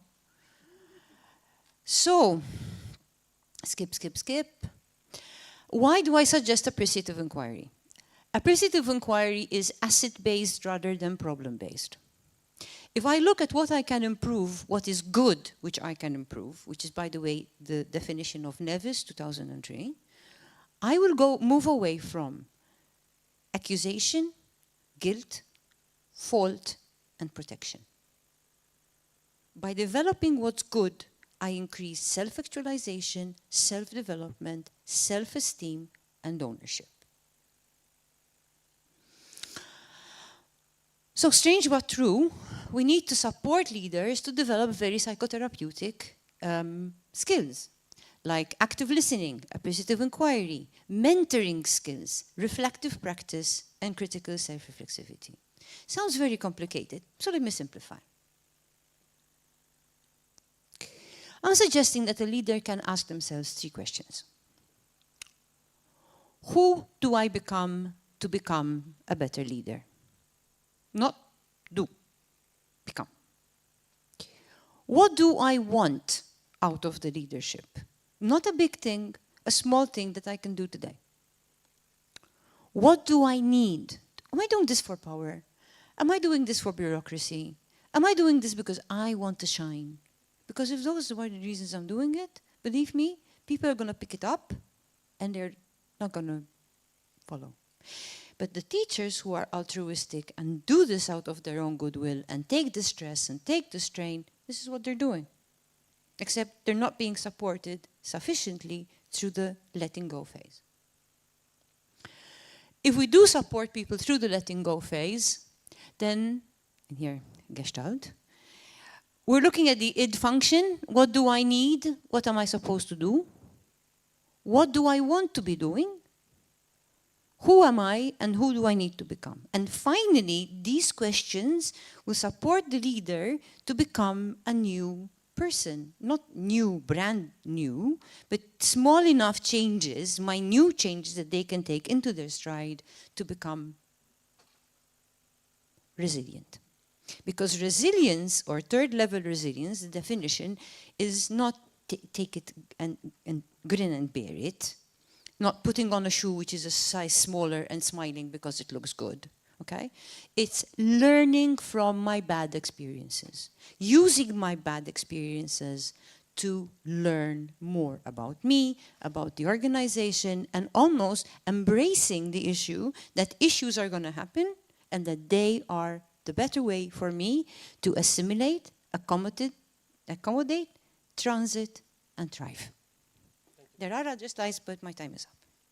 We will have a panel, so please. Thank you very much. We will continue maybe during the panel discussion. I would like to invite our second keynote speaker, Dr. Jurate Cingiene from SMK College of Applied Science, to talk on navigating work, non-work boundaries in professional service sphere. Thank you. Thank you very much. Okay, so thank you everybody for staying in for the last presentation. Very welcome to all of you. And thank you, John, for coming all the way. And we kept talking about how different the topics are, but in the end, they all relate to in some sort of way. So I think I will continue most of the presentations and talks today and talk about work and non-work boundaries. So first of all, before I start, I have a question for you. Can you think over the past several weeks when you became aware of your work and personal life boundaries? Can you make a mental note to yourself about that situation? Yeah, and we'll come back to it a bit later. So I'm Jurate. I work at SMK. I also call myself a researcher. I just finished my doctoral degree and in organizational psychology. So my research interests are working on like boundaries, careers, and also any emotional and psychological struggles people navigate in modern organizations. So prior to doing doctoral research, I was working in management consulting firm in London for 12 years. And then after that, so kind of the experience I'm telling you because it kind of shaped my research interest and how I became interested in it. And the picture, by the way, I wanted to ask, do you know what is the meaning of symposium? So actually, if you look it up quite quickly, you'll learn that it's a Greek word. In Greek, in ancient Greek, they used to stand for drinking together. So, so it's kind of, if you can think about their work and personal life boundaries in ancient Greek, you can also see that they already had that issue.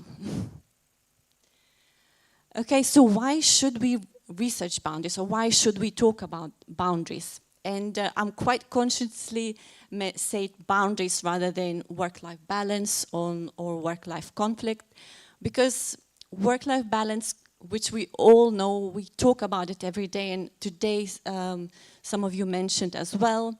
So, but actually when we say this term, we assume that we're quite clear what we mean by work and personal life. And actually, as we know, nowadays, it's not quite easy to separate work and personal life. So that's why I suggest we should perhaps more talk about boundaries rather than work-life balance. And even the scientists, they don't agree, because every scientists have their own definition of what that work-life balance entailed. So second reason is because of the new ways of working in current organizations encourage the boundary blurring.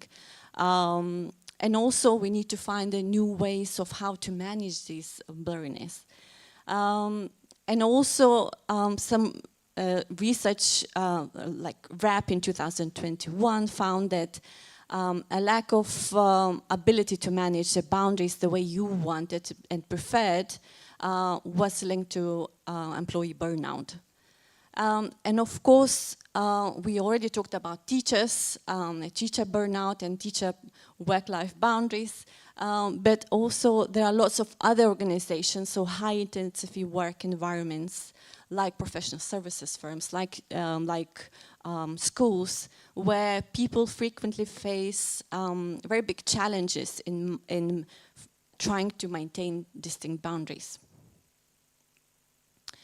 So what does the theory said? How does it define boundaries? So they said that the boundaries describe how people position their work and personal life and the extent to which work is separated from or integrated with their personal life.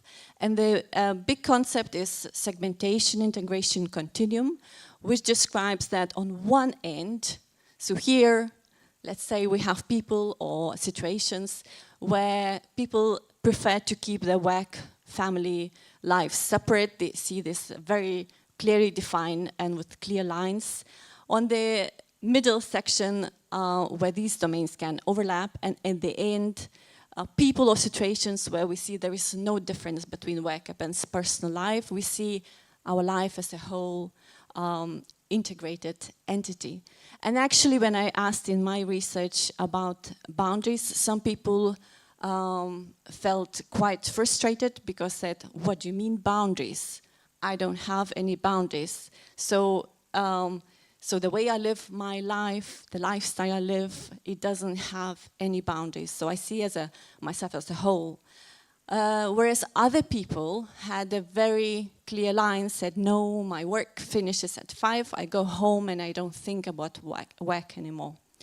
So you can see that people tend to have really clear preferences and very strong opinions about the way they manage their work and personal life boundaries and how to handle these people in organization when you have differences, right? So a little bit about my research. So I know that Giedra mentioned that she has some students from the methodology class. So I have this slide for you. So this was based on research, qualitative research design and inductive approach. And contextualist approach means that basically when we study people, we cannot separate people from the situations and also from the context, and also we cannot understand the context separately from the organizations. So I did in-depth interviews and also daily diaries that participants kept for several weeks, checking the situations about where their boundaries. And these were management consultants based in UK and reflected thematic analysis. This is the tool that I used to analyze the results. So a little bit about the people involved. So these were kind of a typical, if you've been to London, early in the morning, you go to the London Bridge, and I guess this is the typical view that you would see, people going to work. So these were from junior to director consultant level, and the consulting firms were based on whether they specialized in HR, management, finance, tech, real estate. So what do people talk about when they mean boundaries, right? So as I found, there's no very clear one way, right? There are lots of things are important to people when they mean boundaries. So of course the most obvious thing is related to time, so how people manage their time, when do they think the work begins and ends. So there are lots of situations where people doing work during the commute, because it's London. There were lots of people who were working late at night in the evening. There were people who were doing the work on holidays. And when I asked them, so does it count, does that time during your holidays when you were scrolling your work phone, work emails, does it count as work? They were not really sure how to answer. This is my personal time, but this is also work. So it's kind of a bit of a mess or ambiguity there. So also digital lines. So how are good at leaving our work devices at home, or whether we keep them all the time. So also working from home, so how we use our space, right? So some people said that I can't really work from home because that reminds me of all the mundane things like washing up and laundry that I have to do. I can't concentrate on work, so I'd rather come to the office and do my work. Whereas other people didn't really find the struggles with working from home. As social boundaries, some people were really strong about how they define their social boundaries. So by that they meant, do they count their colleagues as their friends or not? So especially early in the early careers, people said that we usually hang out with our colleagues. We go to pub, we have some drinks, we hang out during our weekends, whereas more experienced consultants who were kind of well established in the role, they had the work experience gained, they said, no, we prefer, work colleagues are not my friends. My friends are something else. So there were lots of other things that people talk about boundaries. So whether it's difficult, another big one was, is it difficult to switch off my mind? So for example, sometimes I guess you see your relative at home, your mom, your husband, when they just really blank, they're not there, they're still working. Although you're having dinner with them, they still keep working. So sometimes to my husband I say, you're still working. It's like, okay. So these are kind of the mental boundaries and also embodied. So these especially young consultants really struggled with that. So this is an example of one consultant who sent his picture. So you can see he has a mobile phone in his hands. You probably cannot see that well from the picture, but he does. And this is him being on holiday, and his wife is taking a picture of him while he's browsing his work phone. So he says, killing the little fires. So this is kind of a blurred line here, as we see, right? So why do we have so many different ways we experience the boundaries? I guess what is interesting, so what meanings boundaries bring to us? So why do we need them or we don't need them? So and this picture, I think, is a good illustration that different kind of boundaries we have and lots of varieties, ways so we can draw them. So here you can see the first picture on the left, you can see the boundaries are not that really well taken care of. The other boundaries or borders are more very clearly for safety reasons. So that means that we don't feel safe. And then the other picture is like, well, we need to socialize from time to time, you know. So basically, that's a strong conclusion that boundaries really, if we reflect to these situations, to this question I asked you in the start, they reflect how we feel and what our psychological needs are. So then, so in the research on work, non-work interface, a lot of people talk about individual differences and individual preferences, but I think little attention is paid to the context and how, like especially professional context, and how it shapes our boundaries.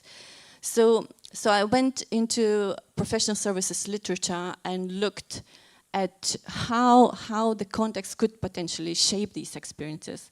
So of course, these firms are defined as high-performing culture firms, where always own lives are adapted. So when you apply for a job, usually if you started the company, you start as in a cohort, in a group of people who come through a very competitive assessment center and get selected as a group, like 5 or so consultants, and then you give your start in the company in that group, and you constantly compare yourself to others.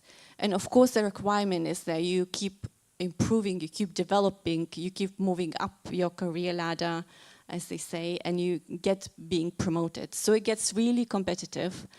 And there's also power relationships, as I talk in the next few slides. And the clients first, and if you look at some of the professional services firms or management consultancy firms, you'll see that clients first is our key values, what is advertised in the website. But it actually, when it comes to the everyday experiences, that value drives to overwork. Okay, so looking at some of the quotes from the participants here, you can see that the pressure is there for them to blur the boundaries, and it's very difficult to resist those pressures. So they say, okay, so if my leader works every weekend, and we can obviously see that they work every weekend, and even during their day off, we can still see that they work. So although they're not explicitly telling you that you shouldn't work on those times, on the weekends, but implicitly they're saying that perhaps if you want to do well in the company, you should do the same. And actually, recently I saw on social media, there was a story from Bill Gates, and he was actually doing a talk, or graduation talk. And he said, well, when I was young, I worked very long hours. I pushed everybody around me to work long hours. And I checked in the parking the time the cars came into the office, into the parking, and left the office. And I was really monitoring how long, how much employees, how many hours they spent. But now said, I really regret that. So he says, I regret that it took me so long to realize that this is not the long hours that define the good employee. But then you can imagine the pressure it took toll on the other on his employees. And Mike, 2 minutes, okay. So Mike here says he's really admiring his boss, and he says the style. It's American culture, he thinks, that you can work, write emails, you can get emails from him at 3 o'clock in the morning and also on Sundays. So So it's kind of really admiring him and also wants to obviously follow his example.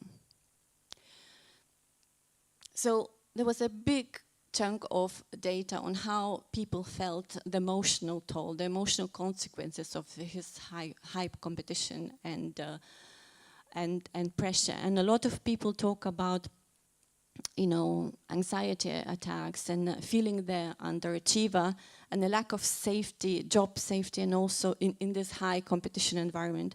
And also how the self-worth, one of the big topics was they always questioned whether they worth the firm. And because they were questioning that, this kept them for keep going the extra mile again and again and again. So my research topic wasn't burnout, but there were lots of cases where people mentioning their health issues. So when I asked why they're so concerned about the health, burnout situations came up again and again and again. And it's kind of a big secrecy culture around that, but nobody talks openly about burnout in their organizations. But when something happens to you, then you realize from HR that they have procedure of how to handle burnout procedures, which means that they are quite experienced in that field. But actually, what I'm talking about, these struggles, there was also a good note, is that people realized, and they talked about how over the years they realized that they should move to more sustainable and clearer boundaries. And sometimes these situations like burnout encouraged that, but sometimes it wasn't that extreme situations. But overall, as people thought through their professional experiences, they talked about shifting the approaches to boundaries from, first of all, idealizing blurred boundaries because they had to adopt that lifestyle. So if they wanted to stay in their organization, then moving on to kind of realization and being disillusioned with a blurred boundaries lifestyle, seeing organizations as greedy and something that they don't want, they are not being cared of. And then the third stage is kind of them, the third phase, I should say, is them realizing that they should find ways to create more sustainable boundaries. And they found their own ways of doing that. So whether it was like through reading books or changing daily little steps or talking to other people. So yeah, key conclusions. So boundary experiences are nuanced and adapting to meet our psychological needs at various stages at our personal and professional life. And boundaries cannot be understood in isolation from the professional context, which, as we saw, shapes how we set and maintain them. And boundaries serve as a barometer for burnout, could serve as a barometer for burnout. So if we are aware about boundaries, we are doing a good job in preventing burnout. And boundaries should be viewed as dynamic, evolving as in response to changes in our both professional and personal life. And thank you so much, and I'm looking forward for the discussion. Thank you, Dr. Urate. We can directly invite you from here because we will start our panel discussion, and I believe our participant will go and make it deeply. And as other participant or listener, please using QR code and asking your questions, and we will deliver. So I would like to invite Dr. Urate Cingenia as a moderator of this discussion, and Professor Dr. Angelina Taneva-Weszowska from the Institute for Research in Environment, Civil Engineering and Energy from North Macedonia. Also, we once again invite Dr. John Camilleri from Malta and Rita Karaboneviene, SMK College of Life Science, and also Deodora Sermiani from, let me see we would like to share the university, yeah, Institute of Psychology of Kosovo. Thank you. Hello. Thank you. Shall we have a few more mics? Yeah. Okay, so thank you all for joining today's panel discussion.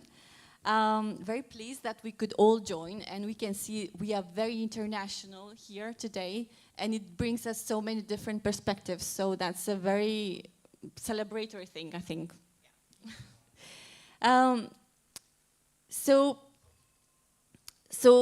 of course, as we already mentioned, in the global current situation of some crises and changes and new ways of work, we kind of think that this is the time for us to think, how do organizations, leaders and employees can address and live and learn from these changes and crises.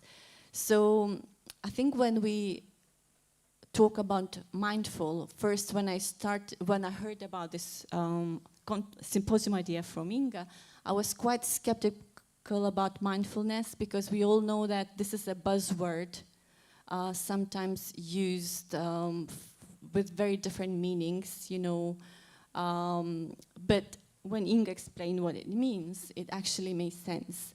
So my first question, would you think mindful leader or mindful organizations and employees is the right term for us to use?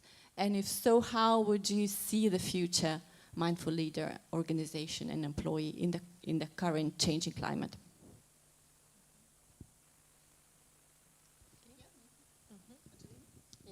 Thank you so much. I'm enjoying today, and thank you again for the invitation. And definitely, it brings much meaning for me to start talking about the individual and now growing to the organization. And as I was listening to your presentation now, one thing I would like also to share is that we should observe organizations also as organisms, as entities, which also have boundaries and rules, and whether they're healthy or not, whether they're mindful or not, we can use the term as you mentioned.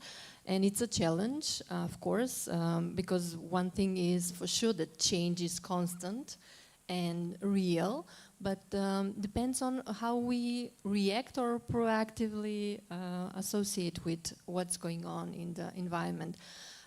In this moment, I would like to share something personal, now reflecting to the topic, listening to the previous talks as well, and I felt quite lucky, I have to say, because these last 10 years, I actually have a job which I love, and where I can actually create, being entrepreneurial, like it was mentioned before, because we are an institution which does not replicate, even though the name stands for Research Institute, but still there is a possibility of creating something which is innovative, something which is creative, adapting to the circumstances, and this keeps going. So when we started, I had also like my own personal struggles, like, okay, can we do this? Because from the title it was mentioned, we are Institute for Research in Environment, Civil Engineering and Technology, and I already started working with a lot of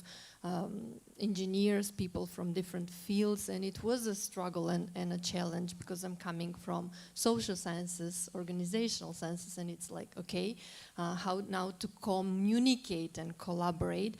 But the lucky thing is that we have the freedom actually to shape our organization. And now coming to the question of future organizations already occurring, it is actually now to all of you here present and listening that you have this power to actually create your organization and shape your organizations, both in the role of employees, but also as future employers as well.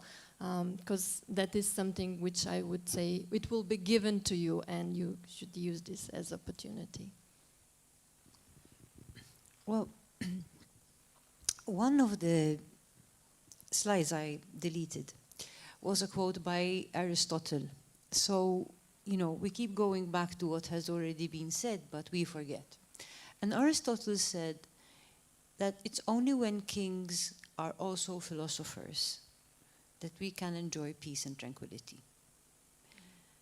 So I'd like to amend the word philosopher to being mindful, to being self-reflexive, to being critically self-reflexive, to philosophize, to understand what is my philosophy of life, how I apply values to my everyday life. And exactly.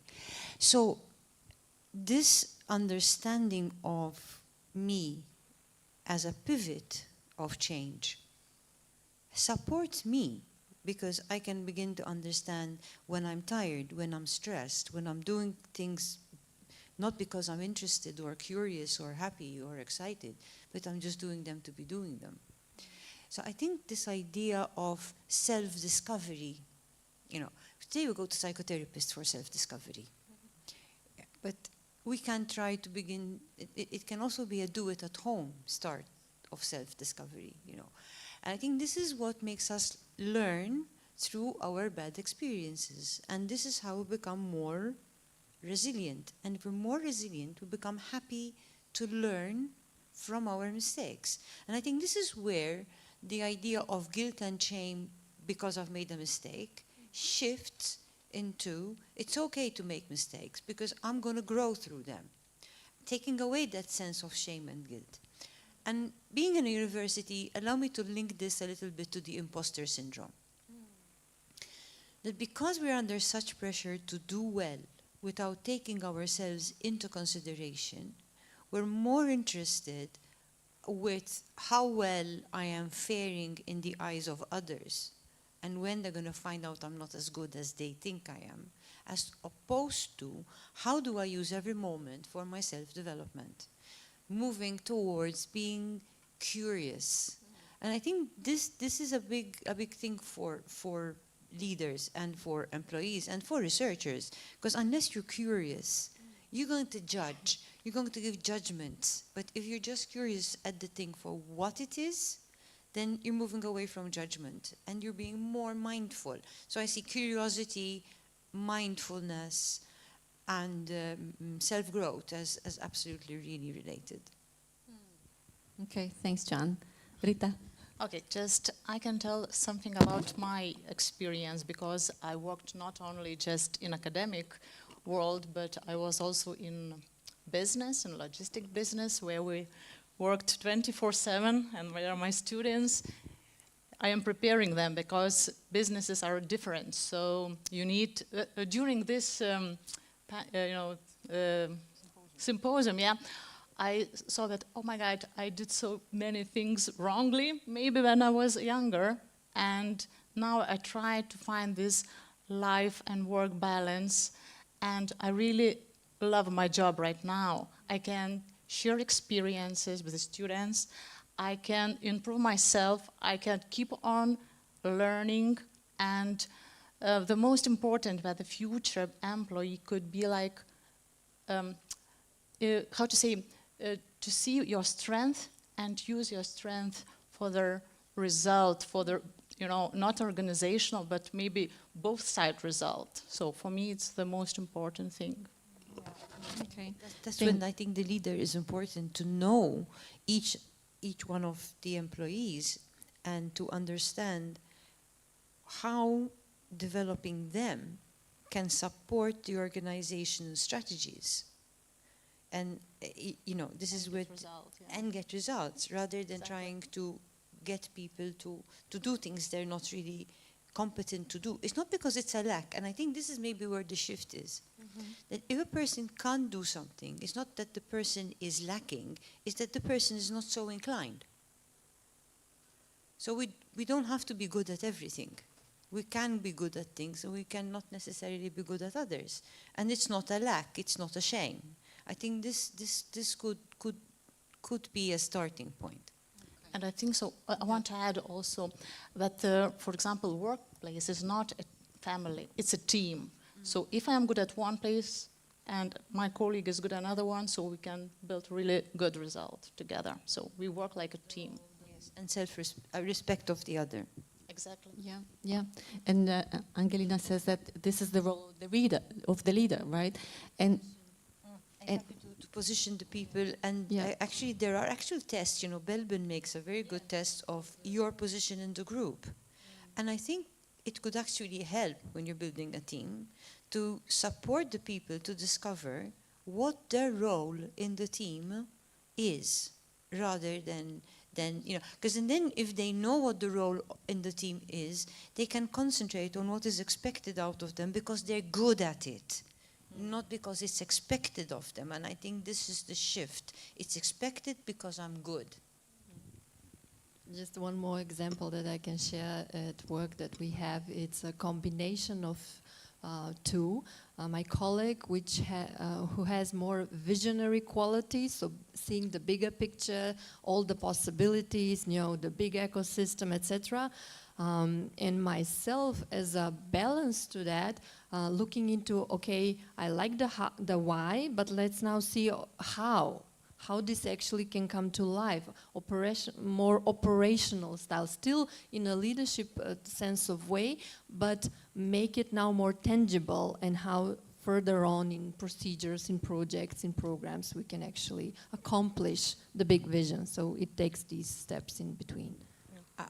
Maybe sometimes in a team you also need like a roster of leaders, kind of not a leader, but that someone can take the lead in a particular project or in a particular, it's not always you as the head of the team that's going to take the initiative, but some people can come up with a proposal and you can actually say to them, right, take it in hand, you lead.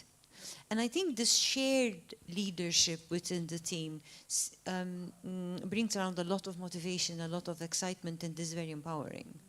we have Teodora as well on the line, and she's from Institute of Psychology in Kosovo. What's your take on it? Yes, hi everyone, greetings from Kosovo. First of all, I think that it's important to acknowledge the shift in paradigm of resilience. We used to think that resilient people are people who have overcome massive tragedies, great losses, or have endured big trauma. But I think that now the new research is going to resilient is in terms of everyday adversities, like something that is not considered a trauma or a tragic loss. So I think that first of all, this is a very good shift, that people are resilient, even they can manage their daily stress, even in work, in families, or something that is not as life-threatening as we thought that should be.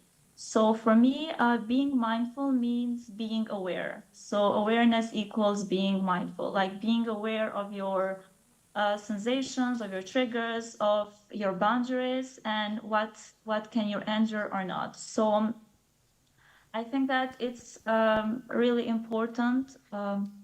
Sorry, can you hear me? Because I just lost the view. Yep, we can hear you well. Sorry. Okay. So I think that we have the biopsychosocial model that really great defines that a person. After all, employer is a human being, and so it's not that it's very different. So if a human being, which is the employer in this case, integrates this holistic approach where he is safe, he has great mental health, he is encouraged by his social environment, he's going to thrive and he's going to be more productive at work. And this is a two-side thing. So organizations also should be mindful and aware of these kind of qualities. And also, I think that it's very important that we bring back the hierarchy of needs by Maslow, when he greatly explains how the basic needs, which are safety, belongingness, sense of connection, they need to be first in order to reach to the self actualization and be productive in any work environment. And also, I also work in academia, and academia is a very difficult and different setting of environment of work. But I think that I can mention shortly a research that I did a few years ago when I studied alexithymia, which is the inability to express and to recognize oneself emotion and different emotional states. So in Kosovo, it came up very high. So people cannot really name and cannot really express their emotional, their feelings, which then goes to the lack of their expressing their needs, even environment, social interactions, or work environment. And so I think that proper organizations should offer that honest and open feedback and encourage employments to constantly share their advertise or the things that they cannot handle in order to not go to the burnout stage. And I can just share just a little I want to say experiment, but something that we did in order to prevent that. We implied mindful journaling in our setting when we would meet once a month, the whole staff, and just for an hour write whatever was on our mind, and that helped to kind of release every emotional disturbance we would had. And me being a psychologist and working with an environment full of psychologists, it's more easy, but I think that in Kosovo, a lot of organizations have started to kind of fill into their work environment, even journaling or yoga thing for the whole staff. So I think we are in a good step towards a mindful organization. Thank you, Diodora. I now have a question to Joanne. You mentioned briefly in your talk about appreciative inquiry. Can you tell us a little bit more about it? Okay. Well, appreciative inquiry moves away from the very accepted problem-solving approach. What makes me look at appreciative inquiry as a kind of an inspiring way of doing things is because what we were discussing now is bringing out what's good in people. It's not asking people to change because what they do is not up to scratch. But it's seeing what they do well and asking them to do it better and giving them the tools to do it better. So you're actually recognizing the asset of the person, and the human resource feels that they are an asset. They feel they have value. This sense of having value generally empowers and motivates people to give more, to go the extra mile because they want to, not because it's expected of them. It also moves away from the idea of guilt and shame.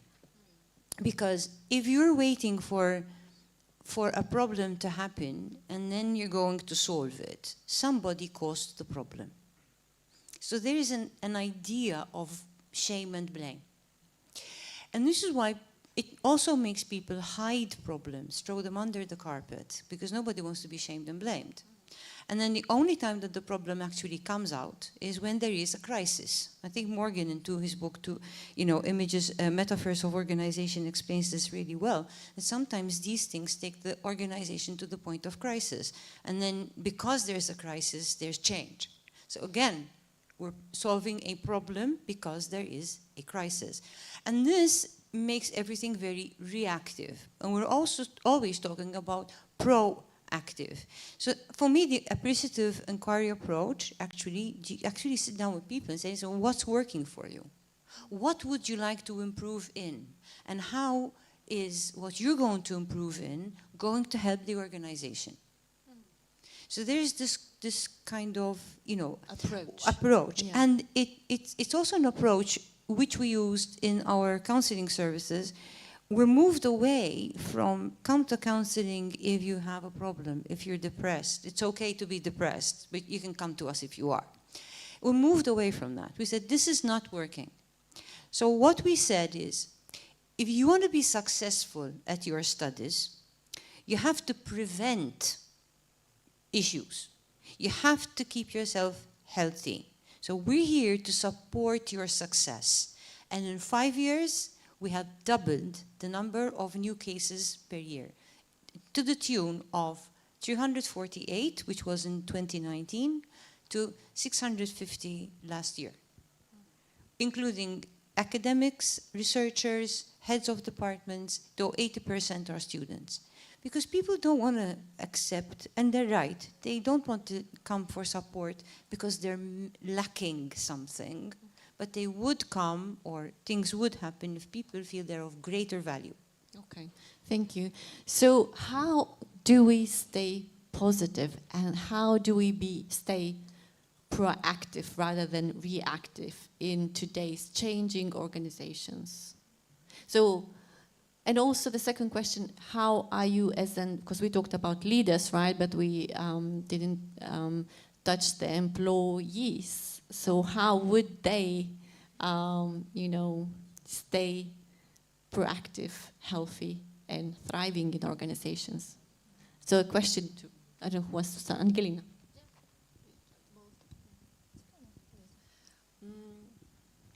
I want to give a bit of framework now. When we started talking about individuals, employees, employers, and organizations.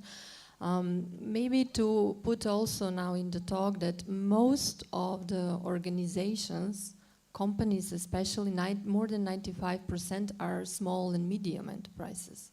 So also this gives a number, a frame of how many people actually are we talking into an organization, especially micro-organizations up to 10 people. That's the majority of organization actually. So now with this notion, expecting mindful organization, mindful employers and employees, and how to start with that.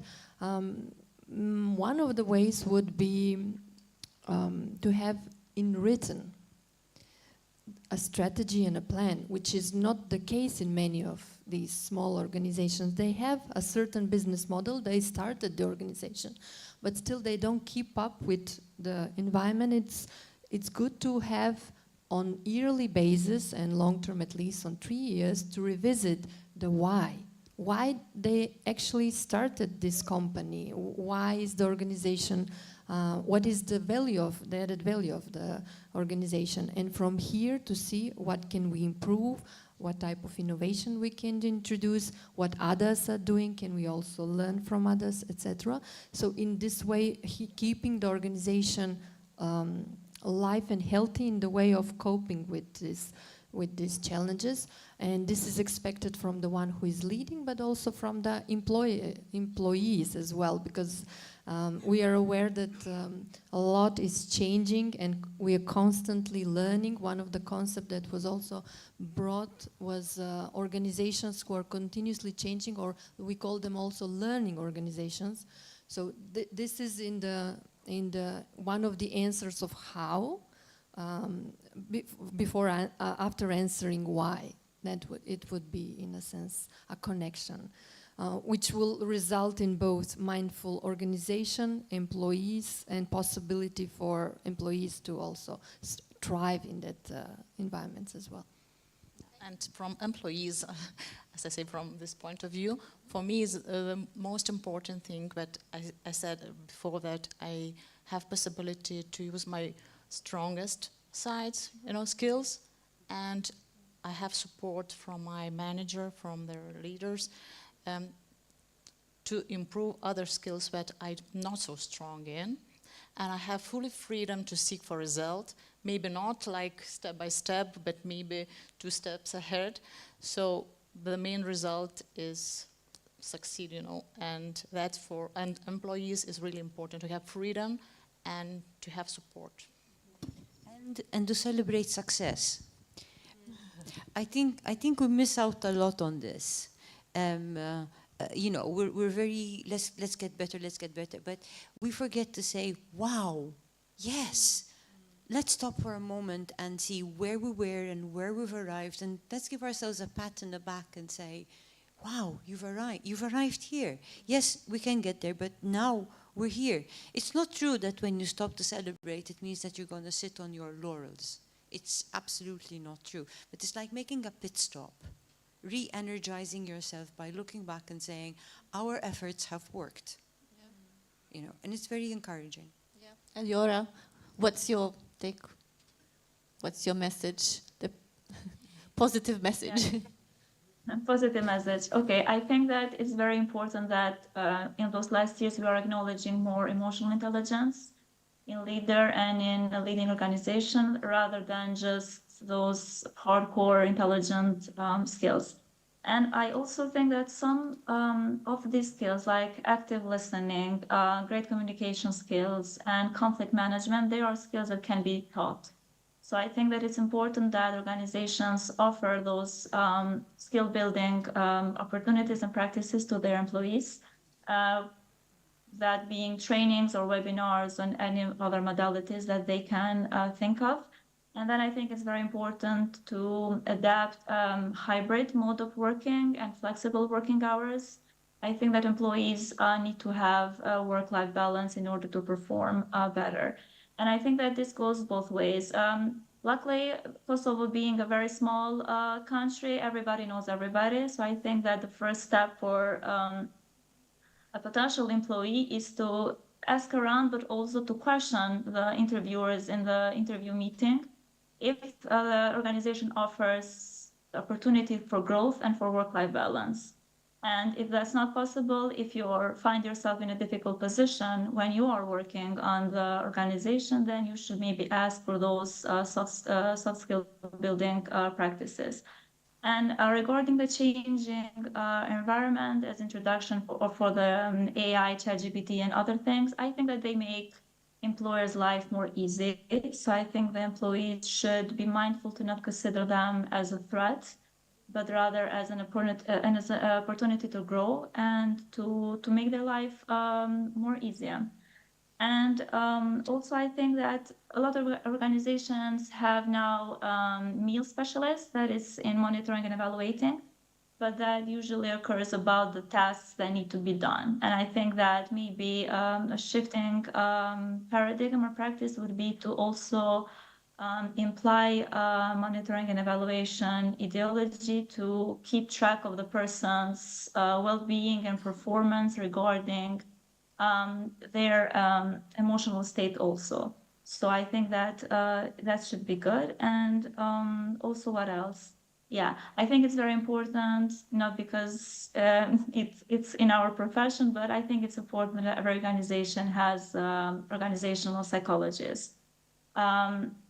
Plus with the HR, that I think that would be the most appropriate way to kind of give this organizations this whole mindful spirit, but also to make them to make the life easier and to adapt better to the changes. So they have a person who they can address. One of the colleagues mentioned their health center. So if that's not possible in different settings, in other settings, it should be definitely a psychologist who works in organizations. So I think that, yeah, everybody needs to have a person who they can count on, and then they could have the space to open feedback, as I mentioned earlier. Okay, thank you, Deodora, and for others for their useful thoughts. I wonder if there are any questions online. Yep. We will have several. One or two, I don't know. Thank you. We received several questions from our audience. Would like to go with the last one. One of our participants asking, in your opinion, what do you think should be a stepping stone to set those work boundaries for work colleagues who find it difficult to be part of the society? So I wonder who should I repeat maybe? Yeah. Okay. Says, in your opinion, what do you think should be the stepping stone, the foundation, to set those work boundaries for work colleagues who finds it difficult to be part of the society? Yeah, workaholics. Well, I think the issue is not the workaholic. I think the issue is when you love your job. You cannot stop doing it.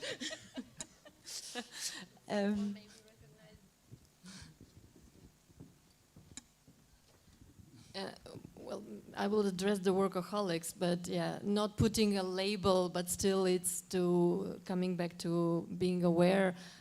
What is the hidden reason behind? You know, that is where they should actually see, and because there is a story there is a message. Is it avoiding something or fulfilling something?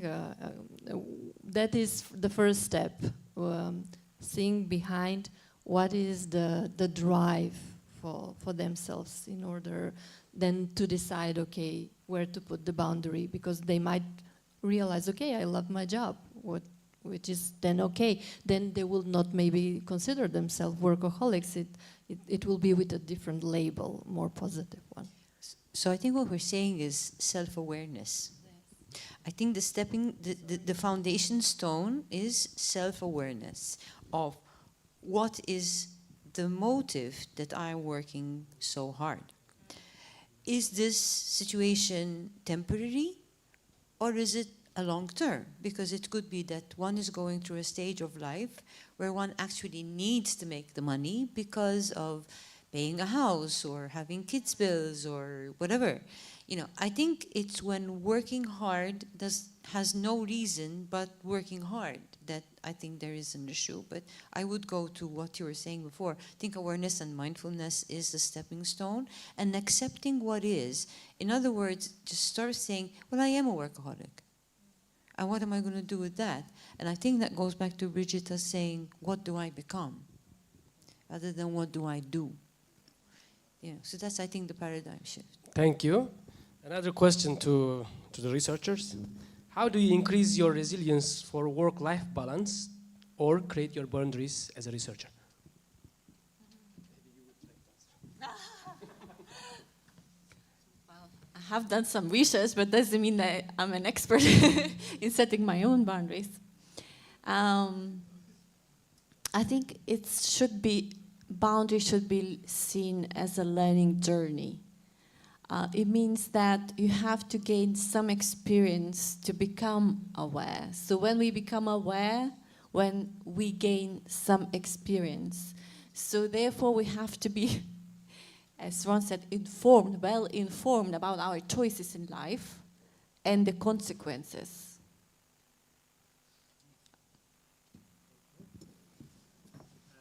We will have the last question about leadership. Why not, they ask, why not transformational leadership but transitional leadership is important for improvement-oriented organizations? How would you define differences? Situational leadership. Transformational and transitional. They say, why not transformational leadership but transitional? Okay. Well, they are highly and hugely related.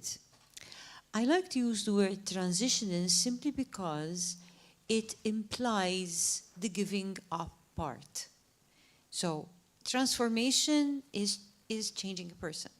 But we're talking more in transformational leadership, also in transformational leaders who are inspiring, upon whom you model, upon whom you change because that's the way that you would like to be.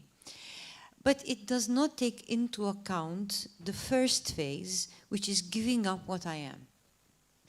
And I think this giving up, this grief part, is something that we need to be focusing on, because it opens the door for the next two stages, which are transformational.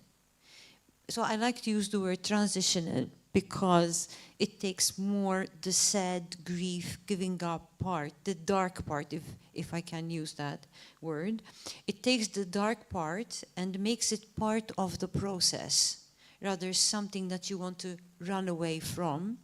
And unless you go through the dark part, you're not going to go into the next two parts, because all you're going to do is follow your model, which is amazing. But if your model goes away, who are you going to follow? Because it is not internalized, because you haven't given up. It's this giving up bit. So that's why I like to use the word transitional as opposed to transformational. Thank you, Dr. John. This was the end of our panel. We would like to thank to our all discussants. Thank you very much for your valuable insight.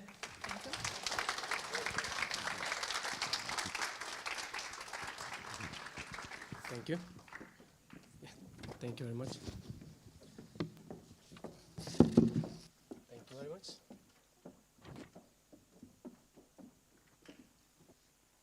Yes, you see how smooth it was, our program. It was very smooth. We start with mindful living, which our professor came here and discussed from what we have to eat, what we have to consume. He even elaborate whatever we know. We think that the Mediterranean kitchen is the healthiest kitchen ever. But he came here and he said that the Mediterranean kitchens are actually killing us. He said, he talked about the obesity. He talked about the olive oil. Some of our friends ask, what oils is the best for cooking even? Then we continue. We continue with mental health. We talk about that.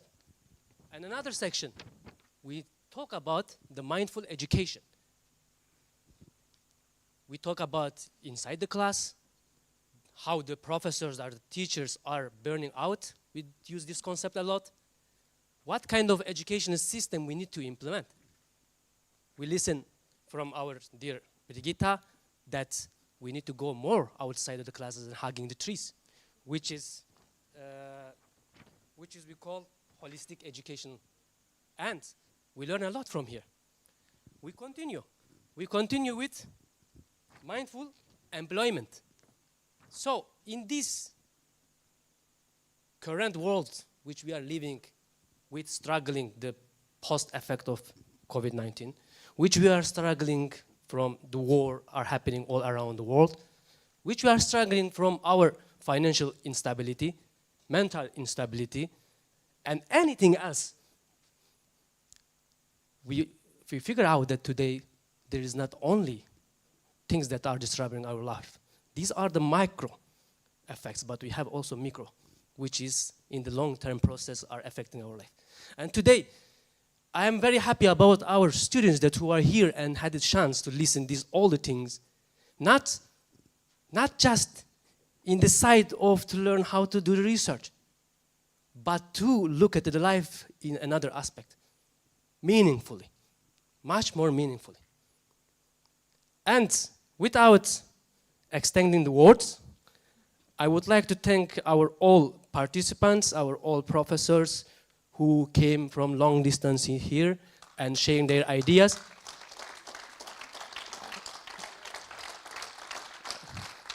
And I wish a very meaningful life for you, and thank you very much.